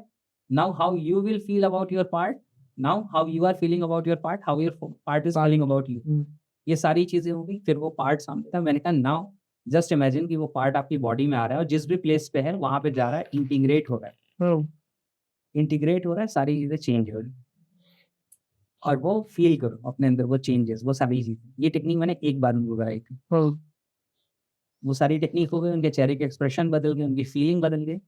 उसके बाद मुझे उन्होंने कहा कि sir in 1 month I will call you and I will give you feedback, क्योंकि मुझे पता चल जाएगा कि क्या हो रहा है। और उसके बाद उनका कॉल आया, उन्होंने बोला सर सर्जरी की जरूरत नहीं है। वाह, वो चीजें चेंज।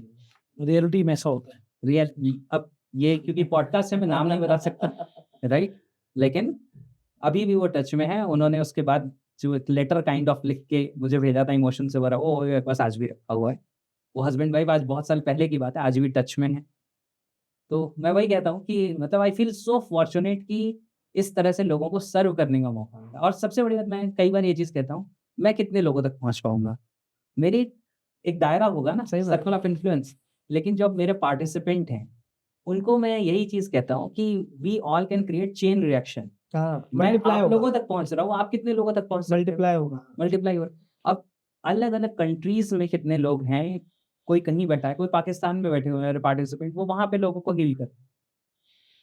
क्योंकि जब हम एक अच्छी चीज को समझ रहे हैं और ट्रांसफॉर्मेशन क्रिएट, और दिस ट्रिक, मतलब मैं कई बार कहता हूँ कि एनएलपी से क्या होता है कि इतने फास्ट चेंजेस आ जाते हैं, पता नहीं चलता हमें, लेकिन ये पॉसिबल है। जैसे मैं कभी, वो क्या है ना, लोगों के बिलीफ को ब्रेक करना मुझे मजा भी आता है ना, आसान होता है। बस सही सवाल आप पूछ देना। जैसे कोई कहता है सर मैं तो डिप्रेशन में हूँ, 5 साल से दवाई खा रहा हूँ, अभी तक मेरा डिप्रेशन ठीक नहीं हुआ, एनएलपी से हेल्प मिलेगी? मैं कहता हूँ अच्छा एक बात बताओ, डिप्रेशन में जाने के लिए कौन सी दवाई खाई थी? Answer is none. तो मैंने कहा नेगेटिव सोच के अगर आप डिप्रेशन में चले गए तो नेगेटिव को तोड़ के पॉजिटिव सोच के उससे बाहर क्यों नहीं आ सकते? मैंने कहा फिर भी मेडिसिन का एक लेवल तक जरूरत हो सकती है, उसके लिए आप साइकेट्रिस्ट की help low. I am not psychiatrist, लेकिन माइंड की प्रोग्रामिंग को कैसे ट्रांसफॉर्म करना है वो तो आपका मेरा एनएलपी कोर्स से ही हो जाएगा। मेरे नवाजिश करके मेरे पार्टिसिपेंट हैं, यूके में है वो, कई साल पहले उन्होंने मेरा, उस समय वो डिप्रेशन में थे और बहुत सारे चैलेंजेस थे, सारी चीज़ों से बाहर निकल के अब उन्होंने वहाँ पे अपना बिजनेस सेटअप कर लिया, एक इंटरनेशनल बिजनेस कर रहे हैं, 2 गाड़ियाँ खरीद ली, अपनी पूरी फैमिली लेके वो अच्छे से जी रहे। आज भी मैसेजेस आते हैं, सारी चीज़ें। तो डिफरेंसेस हैं, क्योंकि मैं वही कहता हूँ ना कि आप समझो इस चीज़ को, हम इस माइंड के साइंस को नहीं समझते, कितनी सारी चीज़ें हमने अपने माइंड में करप्ट कर रखी हैं। और ऐसा नहीं कि आप करप्ट करना चाहते हो, आपको ये टूल्स ही नहीं पता कि इसे ठीक कैसे कर सकते हैं। ग्रेट, सही बात। तो अगर आप इस साइंस को समझ लो, आप चीजें बदलना शुरू कर दो। जो आज मैंने आपको पेन वाला बताया है, जस्ट चेंज द कलर, आप देखिए आपको तुरंत डिफरेंस फील होना शुरू हो जाएगा, बहुत सारी चीज़ों में चेंजेस आते न्यूज़ हैं। सुन के ऐसा लग रहा है कि आप इस दुनिया से दर्द गायब कर सकते हैं। डेफिनेटली कर सकते हैं, हम सबके अंदर वो पावर है। मैं नहीं कर सकता, हम सब कर सकते हैं अपने अंदर के चेंजेस क्रिएट करके, इग्नाइट करके, और उसमें ऑटोमेशन डाल तो सकते फिर हैं। दवाइयाँ क्यों लेते हैं लोग? आपको बताता हूँ, जो मैं अभी डॉक्टर श्वेता तिवारी की बात बता रहा हूँ, हुँ, उन लोगों ने अभी कुछ समय पहले एक वेबिनार किया था। हुँ, उस वेबिनार करने के बाद डॉक्टर्स ने उनको रिक्वेस्ट किया कि जो साइंस आप कर रहे हो, वो साइंस हम भी सीखना चाहते हैं, आप अपना कोर्स लॉन्च करो। 11-12 अक्टूबर को लॉन्च करने वाले थे, आई थिंक अभी लॉन्च हो गया होगा ओके। उनका कोर्स। क्योंकि डॉक्टर्स ने कहा कि हम जो कन्वेंशनल ट्रीटमेंट है, उस ट्रीटमेंट से हम सिम्पटम्स को ठीक कर पा रहे हैं, डिजीज़ेज़ को ठीक नहीं कर पा रहे। कई बार डिजीज़ेज़ वापस आ जा रही है, हुँ, लेकिन आप डिजीज़ेज़ को ठीक कर दे रहे हो, तो आप क्या कर रहे हो ऐसा? तो वो कर रहे हैं और लोग नहीं कर रहे। तो दिस इज़ पॉसिबल, क्योंकि अब देखो क्या है कि एक पूरी फार्मा इंडस्ट्री है, एक पूरा मेडिकल इंडस्ट्री है जो चलती है दवाओं पे, ट्रीटमेंट। इसका एक एग्जांपल आपको बता देता हूँ, उससे ये चीज़ें क्लियर हो जाएँगी। हिप्नोथेरेपी होती है ना, हुँ, तो एग्ज़ैक्टली मुझे नाम 100% याद नहीं है, शायद डॉक्टर जेम्स वॉल्टर थे, मुझे एग्ज़ैक्टली याद नहीं है। जब वर्ल्ड वॉर वाला टाइम था, तो ये ब्रिटिश डॉक्टर थे, इंडिया में थे, और जो सोल्जर्स थे इंडिया के, जिनको कहीं गोली लग गई, चोट लग गई, कुछ ऐसा हो गया, उनकी सर्जरी करनी होती थी, तो उस समय उनके पास एनेस्थेटिक्स नहीं होते थे, एनेस्थीसिया देने के लिए। तो वो हिप्नोसिस का यूज़ करके वो लोगों की सर्जरी करते थे, हुँ, ठीक है? उनकी एक बुक भी है, आप चाहेंगे तो मैं बाद में आपको उसका नाम वगैरह लिख के भेज दूँगा। अभी भी बता दीजिए अगर याद को नहीं फायदा हो जाए। एग्ज़ैक्टली नहीं, अब उनकी बुक से इसलिए फ़ायदा नहीं होगा क्योंकि उनकी जो हिप्नोथेरेपी थी, हाँ, वो उस समय की थी, आज से 100 साल पहले की, बहुत ओके। पुरानी, अब तो बहुत फ़ास्ट हो गई है, तो बहुत जल्दी चेंजेस क्रिएट कर सकते हैं।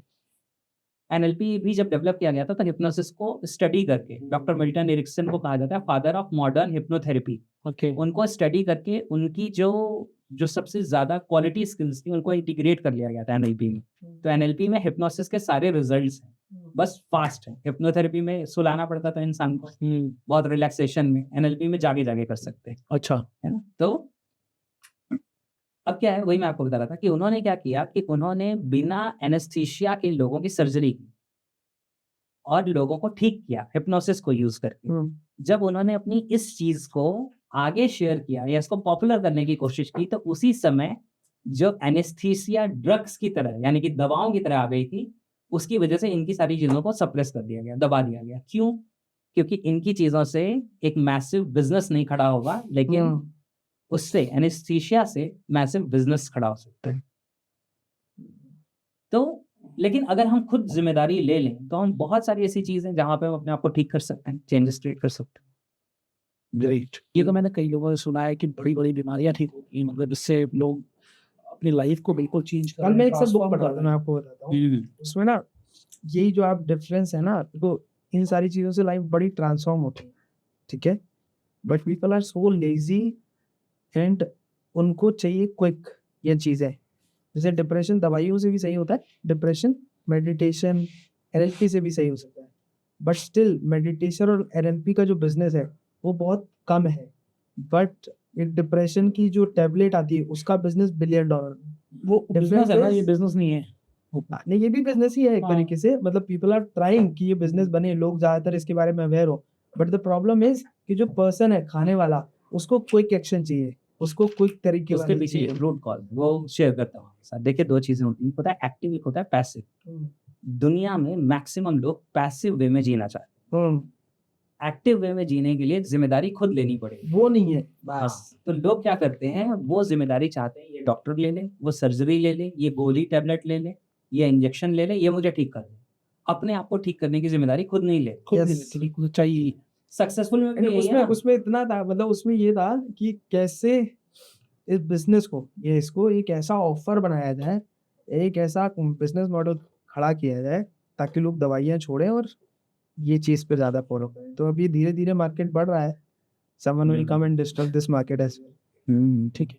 तो फिर सर ऐसी कौन-सी 3 किताबें हैं जो आपकी लाइफ़ को जिन्होंने ट्रांसफ़ॉर्म किया है, पूरा बदला है? और दर्शकों के लिए कोई 1 किताब या 2 किताब आप रिकमेंड करना चाहते हैं कि उनको पढ़ना चाहिए ताकि उनकी लाइफ़ बदले? बहुत अच्छा क्वेश्चन है ये। तो 2 बुक्स तो मैंने आपको ऑलरेडी शेयर की है ना? ये दोनों बुक्स हैं, सबसे पहली है the magic of thinking big, यानी कि बड़ी सोच का बड़ा जादू। हाँ ये किताब क्योंकि इंटरेस्टिंग भी है इसलिए सब लोग पढ़ पाएंगे। बहुत सारे लोग क्या होता है कि वो बुक शुरू करते हैं 2-4 पेजेस के बाद नहीं पढ़ पाते। तो ये हिंदी में भी अवेलेबल है, इंग्लिश में भी अवेलेबल है। हिंदी में इसका नाम है बड़ी सोच का बड़ा जादू, इंग्लिश में इसका नाम है the magic of thinking big by David J Schwartz. ये किताब एक कोई भी इंसान लेगा, अगर वो पढ़ेगा तो उसको थॉट प्रोसेस के बारे में काफी कुछ समझ आने लगेगा। ये एनएलपी बेस्ड बुक है। दुनिया की सारी किताबें जो सेल्फ डेवलपमेंट की सारी एनएलपी बेस्ड है, बस एनएलपी का नाम नहीं लेती। यस है यस ना? तो सारे ट्रेनर्स सारे कोचेस एनएलपी यूज करते हैं, बहुत सारे इसका नाम नहीं लेते। सारी हाँ जी। सारी सेलिंग जो है वो एनएलपी बेस्ड है। आज बिल्कुल। कुछ कोई भी बिजनेस मॉडल है सारा एनएलपी बेस्ड है। बिल्कुल। तो पहली बुक ये है जो पढ़नी चाहिए। दूसरी है how to win friends and influence people, यानी कि लोक व्यवहार।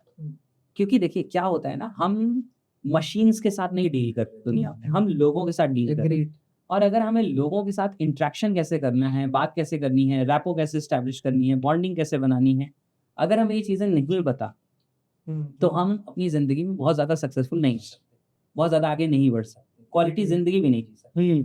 आप बहुत पैसा कमाते हैं लेकिन आपके आसपास के लोगों के साथ ही आपके रिलेशन खराब है, कोई आपको पसंद नहीं करता, तो आप वो पैसा लेके क्या करेंगे? सही बात है। प्लेट्स में रख के खाएंगे तो है नहीं, डॉलर के रिलैक्स रेट सही बात की तो और तीसरा जो एनएलपी बेस्ड एक किताब है जो पढ़नी चाहिए वो है unlimited power bye Anthony Robbins या टोनी रॉबिन्स। ये किताब भी बहुत अच्छी है। Unlimited power. अनलिमिटेड पावर इतनी मोटी किताब है लेकिन छोटी है, ऐसा नहीं बहुत बड़ी है। लेकिन उस बुक की खास बात यह है कि उन्होंने एंथनी रॉबिन्स या टोनी रॉबिन्स को आज पूरी दुनिया जानती है। जब मैं उनके सेमिनार में गया था 2016 में आई गेस, यूपीडब्ल्यू। हाँ, unleash the power within Singapore में। तो उस सेमिनार में सिंगापुर एक्सपो में करीब 13,000 लोग थे अंडर वन रूफ, पूरी दुनिया से आए थे। यस। तो इस समय दुनिया के वो सबसे बड़े ट्रेनर हैं, बिगेस्ट ट्रेनर हैं। तो उनके पीछे जो साइंस काम करती है वो एनएलपी है। और अब वो एनएलपी का नाम कम लेते हैं क्योंकि उनको अपने आप को एस्टैब्लिश करना है। करेक्ट। लेकिन उनकी सारी चीज़ों में बहुत गहराई से एनएलपी इंटीग्रेटेड है। उनकी चीज़ें वर्क इसलिए करती हैं क्योंकि उनको एनएलपी की गहरी समझ है। और अनलिमिटेड पावर उनकी शुरुआत के दिनों में लिखी गई 2 किताबों में से एक है। उन्होंने एक लिखी थी awaken the giant with in और एक लिखी थी अनलिमिटेड पावर। तो अनलिमिटेड पावर दोनों ही किताबें पढ़ने जैसी हैं, लेकिन क्योंकि आपने 3 किताबें पूछी तो मैं 2 बता चुका हूँ, तीसरी आपको बता रहा हूँ अनलिमिटेड पावर। तो अनलिमिटेड पावर में उन्होंने एनएलपी की कई ऐसी चीज़ें लिखी हैं जो इंसान वहाँ से सीख के अपनी ज़िंदगी में इंटीग्रेट कर सकता है, इम्प्लीमेंट कर सकता है। तो वो एक तरीके से कैसा है, एप्लीकेशन मैनुअल जैसी है, अप्लाइड बुक है एनएलपी की। क्योंकि एनएलपी को हम कॉन्सेप्चुअली पढ़ते हैं तो वो कॉन्सेप्ट जैसे लगेगी, लेकिन अगर अप्लाइड हम पढ़ेंगे, एप्लीकेशन बेस्ड पढ़ेंगे तो समझ आएगा कि अच्छा हम ऐसे चेंजेस कर सकते हैं, ऐसे ट्रांसफॉर्मेशंस कर सकते हैं। तो उसमें बहुत अच्छे अच्छे चैप्टर्स और पढ़ने जैसे, ये 3 किताबें पढ़नी चाहिए। एनएलपी में टेक्निक्स बहुत सारी हैं। हाँ। जैसे एंकरिंग आपने बताया है। हाँ। और आपने बताया कलर चेंज करके आप ये लिख कर देते हैं। तो अपनी लाइफ को बेटर बनाने के लिए और जो relationship, wellness, freedom, success, money, इन सबको बेटर बनाने के लिए कुछ टेक्निक आप शेयर करना चाहेंगे? देखिए मैं आपको एक टेक्निक बताता हूँ, इसको हम कई बार कहते हैं बबल एक्सरसाइज। ओके। देखिए एक चीज़ समझना पड़ेगा, जो मैं हर वर्कशॉप सेमिनार में अपने पार्टिसिपेंट्स को बताता हूँ, आपको भी बताऊँगा, ज़रूर शेयर करूँगा। दुनिया में बहुत सारी चीज़ें हीलिंग की, क्योर करने की, लाइफ ट्रांसफॉर्म करने की बहुत सारी चीज़ें अवेलेबल हैं। और बहुत सारे लोग जो सेल्फ डेवलपमेंट का कंटेंट एक्सप्लोर करते हैं वो कई बार कई चीज़ों को फॉलो करने के बाद ये रियलाइज़ करते हैं कि हमें जितनी बड़ी तस्वीर दिखाई गई थी, इतने बड़े चेंजेस आए नहीं थे। तो क्यों नहीं आया वो समझने की जरूरत है ना। तो पहले वो समझ लेते हैं, फिर उसके बाद ये टेक्निक आपको बताता हूँ, तो आपको कॉन्सेप्ट समझ आएगी। अगर मैं सिर्फ आपको कोई टेक्निक बता दूँ और कह दूँ बस ये टेक्निक, ये विजुअलाइजेशन 21 दिन कर लीजिए या हर रोज सोने से पहले कर लीजिए और ट्रांसफॉर्मेशन आ जाएगा, तो ये फेक प्रॉमिस हो। एक लेवल तक काम करेगा लेकिन उसके बाद काम नहीं करेगा। उसका रीजन है, हमारा माइंड एनएलपी के अकॉर्डिंग 2 लेवल पे वर्क करता है, कॉन्शियस और अनकॉन्शियस। कॉन्शियस है लॉजिकल। हाँ जी। अब दुनिया में जितने भी लोग विजुअलाइजेशन टेक्निक सेल करते हैं, ये 21 दिन का विजुअलाइजेशन है, ये ऐसा मेडिटेशन है, ये रोज रात में सोने से पहले करिए, ये अपनी विशेष लिखिए, ये करिए वो करिए, उसमें क्या होता है जब आप उसको अप्लाई करने बैठते हैं तो ज़्यादातर लोग एग्री करेंगे इस बात से कि वो 2, 4, 5 दिन उस मोटिवेशन में अप्लाई कर पाते हैं, उसके बाद वो छोड़ जाते हैं। बिल्कुल। एक्चुअली वो छोड़ना नहीं चाहते। होता क्या है, हमारे माइंड का जो कॉन्शियस लेवल है, लॉजिकल लेवल, वो बेचारा सेटिस्फाई नहीं हुआ क्योंकि उसको लॉजिकल एक्सप्लेनेशन ही नहीं मिली कि ये चीज़ करने से वो रिजल्ट कैसे आएगा। हाँ बिल्कुल। तो जब उसको वो नहीं समझ में आता, मतलब आप किसी को जॉब पे रख दें और उसको हर रोज ये डाउट है पता नहीं सैलरी मिलेगी या नहीं मिलेगी, करेगा। तो वो कितने दिन करेगा? तो सेम यही हमारे साथ होता है। तो किसी भी चीज में हमारे पास एक लॉजिकल पार्ट है, हमारा लॉजिकल माइंड सेटिस्फाई होना चाहिए। कोई चीज काम करेगी तो क्यों करेगी, तो ये लॉजिकल पार्ट हो गया। दूसरी है कि मैंने आपको बताया कि ये तो लॉजिक है, अवेयरनेस है 10% है, 90% है प्रोग्रामिंग। अगर हमारे माइंड की प्रोग्रामिंग सही तरीके से नहीं होगी तो अल्टीमेटली हम करेंगे वही जो हमारे माइंड की प्रोग्रामिंग, ठीक है। तो दूसरा पार्ट है प्रोग्रामिंग का। अब जैसे आपने पूछा कि किसी इंसान को अपनी जिंदगी की ये सारी चीजें चेंज करनी है तो क्या कर सकते हैं, तो इसमें एक कॉन्सेप्ट होता है जो मैंने आपको बताया, your behaviour is consistent to the images of your mind. तो अगर आप अपने माइंड में अपनी एक ऐसी इमेज बनाएं जो जिसकी हेल्थ वैसी है जैसी आप पाना चाहते हैं, जिसको वो सक्सेस मिल चुकी है या मिल रही है जो आप पाना चाहते हैं, जो उस वेल्थ को एंजॉय कर रहा है जैसी वेल्थ आप एंजॉय करना चाहते हैं, जिसके रिलेशनशिप उतने खूबसूरत है जितने खूबसूरत रिलेशनशिप आप जिंदगी में चाहते हैं, आप स्पिरिचुअली या उसको दूसरे वे में कहें तो आप यूनिवर्स के साथ इतने कनेक्टेड हैं या इतने डाउन टू अर्थ हैं कि आपके अंदर एक इनर पीस है। आजकल लोगों के पास पीसेस ऑफ माइंड है, पीस ऑफ माइंड नहीं है। तो क्या है, तो ये 5 जो चीजें होती हैं, हेल्थ, देखिए health, success, relationship, wealth and spirituality, ये 5 चीजें हैं जिसके कॉम्बिनेशन से एक आइडियल लाइफ एक बहुत अच्छी बनती है। तो हमें क्या करना है, अगर टेक्निक वाइज में होगा तो हमें अपने एक ऐसे सेल्फ को इमेजिन करना है जिसको वो सारी चीजें मिल रही हैं, जो वो सारी क्वालिटीज के साथ अपनी जिंदगी जी रहा है जैसी जिंदगी हम जीना चाहते हैं, और फिर उस सेल्फ को हमें अपने अंदर इंटीग्रेट करना है। एनएलपी में एक एक्सरसाइज है कहते हैं बबल एक्सरसाइज। इसकी वीडियो भी मेरी यूट्यूब पे है अवेलेबल, उसका नाम है हर सुबह करें ये विजुअलाइजेशन। उसमें करीब 20-25 मिनट तक मेरे पूरे कमांड्स हैं, वो विजुअलाइजेशन एक्सरसाइज अवेलेबल है। उसको हर बार वो 20 मिनट्स वीडियो के साथ ही नहीं करने हैं, 2-3-4 बार किसी ने कर लिया, उसके बाद आपको उसकी कॉन्सेप्ट समझ में आ गया, अब आप आंखें बंद करके 5 मिनट में भी कर सकते हैं। ओके, तो मैं ये नहीं कहता कि उसी, मैंने जरूर लिखा है कि हर सुबह करें ये विजुअलाइजेशन, लेकिन ये नहीं लिखा इसी वीडियो के साथ करें। हाँ, तो आप वो विजुअलाइजेशन हर सुबह करें। तो इसमें क्या है, और सुबह ही क्यों करें वो भी उसका लॉजिक बता देता हूँ। मैंने बोला ना कि प्रोग्रामिंग के साथ लॉजिकल पार्ट चाहिए, लॉजिक नहीं अवेलेबल है तो आप कुछ दिन करेंगे फिर छोड़ देंगे। देखिए क्या होता है, जब आप अपने माइंड में वो 5 एरियाज ऑफ लाइफ में वो रिजल्ट देखेंगे जो रिजल्ट आप पाना चाहते हैं, और आप अपने उस सेल्फ को अपने अंदर इंटीग्रेट करेंगे। जैसे इमेजिन हम इसमें करते हैं कि आप एक बबल के अंदर हैं, आपके बबल के बाहर आपका वो वर्जन है, वो सेल्फ है जिसे वो रिजल्ट मिल चुके हैं जो रिजल्ट आप पाना चाहते हैं।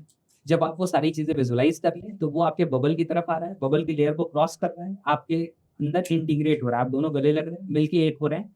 अब आप भी वही फील कर रहे हैं जो आपने सामने रिजल्ट्स देखे, ठीक है। अब ये वो चीजें हैं जो मैंने बोला, ये है प्रोग्रामिंग का पार्ट। अब इसका लॉजिक का पार्ट बताता हूँ कि सुबह क्यों करना चाहिए। हमारे माइंड के अंदर हमारे ब्रेन का एक फंक्शन होता है, उसे कहते हैं RAS, reticular activating system. RAS क्या करता है, हमारे माइंड के अंदर जो फाइल इंपॉर्टेंट होती है उसी फाइल को बाहर की दुनिया में मैच करने की कोशिश करता है। जैसे आप रेड कलर की कार खरीदना चाहते हैं, हाँ जी, तो आपको रोड पे रेड कलर की कार जहां पे भी होंगी किसी और को नहीं दिखेंगी, लेकिन आपको दिख जाएगी, क्योंकि आपका ब्रेन क्या कर रहा है, जो RAS है उसके हिसाब से फंक्शन कर रहा है। तो इसके पीछे RAS काम करता है। अब क्या होता है, जब सुबह ही, ध्यान से समझिएगा, बहुत इंपॉर्टेंट पॉइंट है, जब सुबह ही मॉर्निंग में आप अपनी वो विजुअलाइजेशन करते हैं जो रिजल्ट्स आप पाना चाहते हैं, तो आपने माइंड को ये कमांड दे दिया कि मेरे लिए इंपॉर्टेंट क्या है।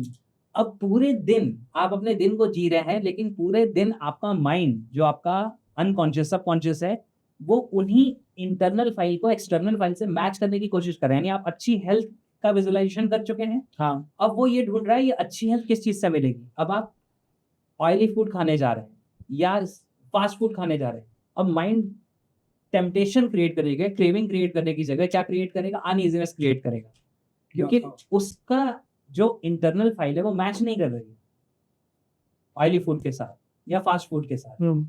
अब आपको कहीं काम करना था, कोई अपॉर्चुनिटी थी जिसमें आपको सक्सेस, किसी मीटिंग के लिए जाना था, तो अब माइंड के अंदर अगर आपकी सक्सेस की इमेज है तो आपका मोटिवेशन हाई कर देगा। आप ज्यादा चौड़े कंधों के साथ, ज्यादा बड़ी स्माइल के साथ, ज्यादा गर्म जोशी के साथ जाएंगे और मिलेंगे, तो आपको रिजल्ट्स भी वैसे मिलेंगे।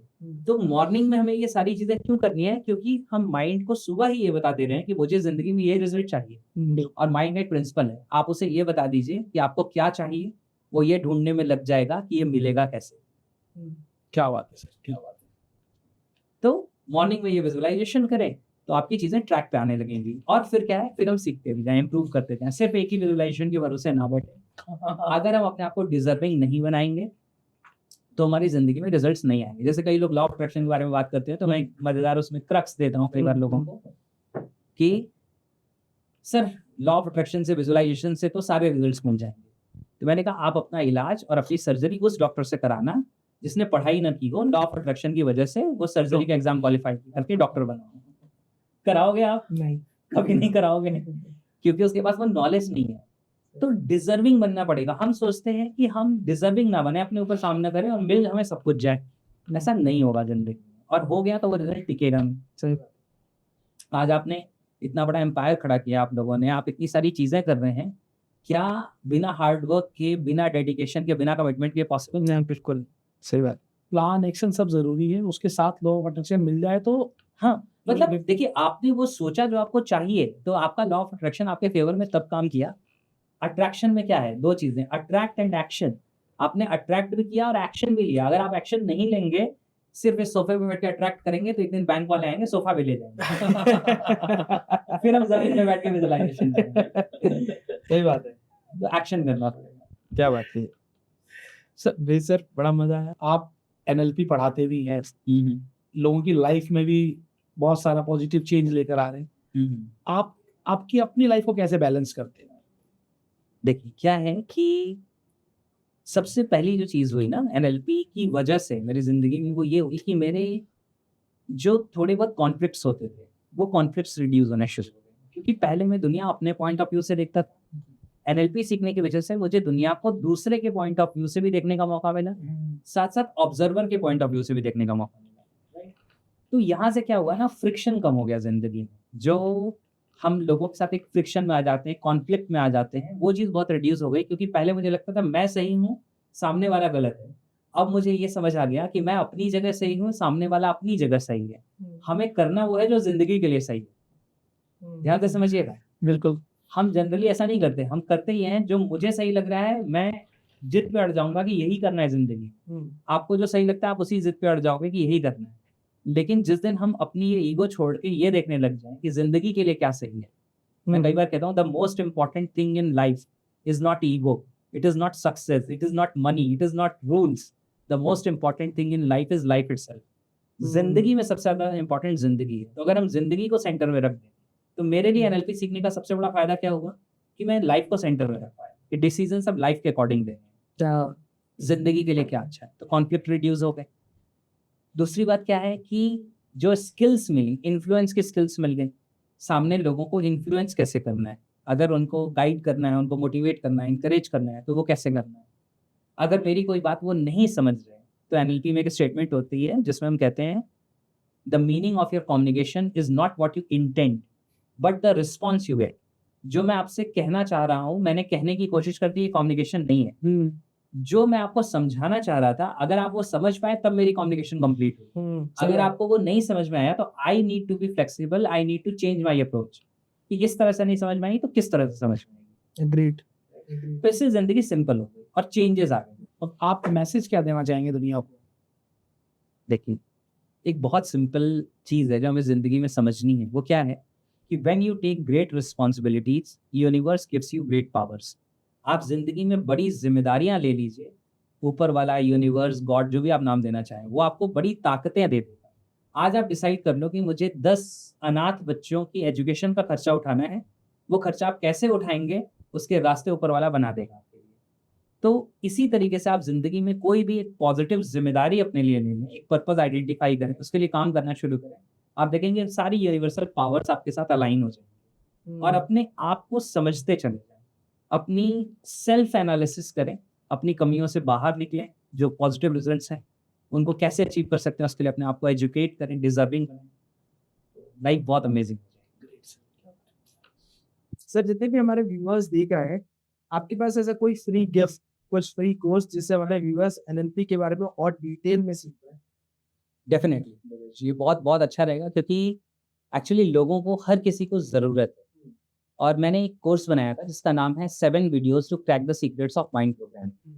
तो इससे अभी मैंने क्या किया है, एक मेरा जो प्रोग्राम योर माइंड ऑर्गेनाइजेशन है, इसी सेम नाम से मेरा ऐप भी है और मैं आप लोगों के साथ शेयर कर दूंगा, आप वीडियो के डिस्क्रिप्शन में ऐड कर सकते हैं, तो वहाँ से लोग डाउनलोड कर सकते हैं।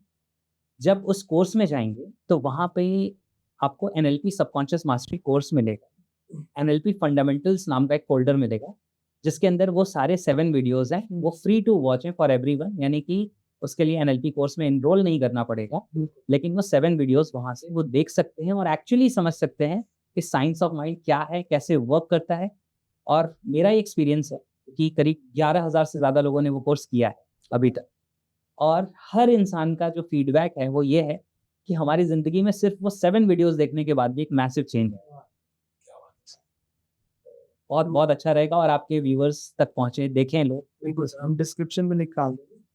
आज सही में ऐसा लग रहा है कि हम लोग कुछ पढ़ाई कर रहे हैं और बहुत कुछ सीखने को मिला। बहुत मेरे लिए टू बी ऑनेस्ट में तो बड़ा इंटेंस हो गया क्योंकि राम वर्मा सर भी बड़ा इंटेंस नॉलेज देके गए। और जो आपने बताया कि सुपर कॉन्शियसनेस, कलेक्टिव कॉन्शियसनेस, ये ऐसी चीज़ें जानने को मिली, सीखने को मिली। पहली बार हमने सुना और सीखा इसके बारे में और हमें लगा कि कुछ तो है कि बियॉन्ड द वर्ल्ड। प्रोसेस करने में टाइम लगेगा अभी। हमारा प्रोसेसर थोड़ा सा समय लगा। आज मजा आया आपसे बात करके। मुझे लगता है कि ऐसा बहुत कुछ है जो बात करने को रह गया है, बहुत कुछ जो बात करने को रह गया है। आगे भी हम बातचीत करेंगे। दर्शकों से अनुरोध करूंगा कि आपके मन में कोई सवाल है, वो सवाल आप कमेंट्स बॉक्स में जरूर छोड़िएगा, क्योंकि आपके सभी सवालों के जवाब वेद सर फिर से लेकर आएंगे हमारे साथ। 100%। और हम कोशिश करेंगे किस तरीके से वेद सर और इनके जैसे लोगों के द्वारा हम आपकी लाइफ में कुछ चेंज लेकर आ सकें। मैं और दुर्गेश लगातार काम कर रहे हैं, एक से एक ट्रेनर्स आ रहे हैं, बहुत बड़ी बड़ी हस्तियाँ आ रही है, सिर्फ इसलिए ताकि आपकी लाइफ में कुछ चेंज आए। आज हमारे साथ विकास जी हूँ, जिन्होंने बहुत बहुत बहुत यूजफुल जानकारियाँ दी और शायद सबकी लाइफ में कुछ तो इम्पैक्ट आने वाला है। 100%। थैंक आज आपने अपना समय निकाला इसके लिए Thank you so बहुत-बहुत much. धन्यवाद सर। You so much. बहुत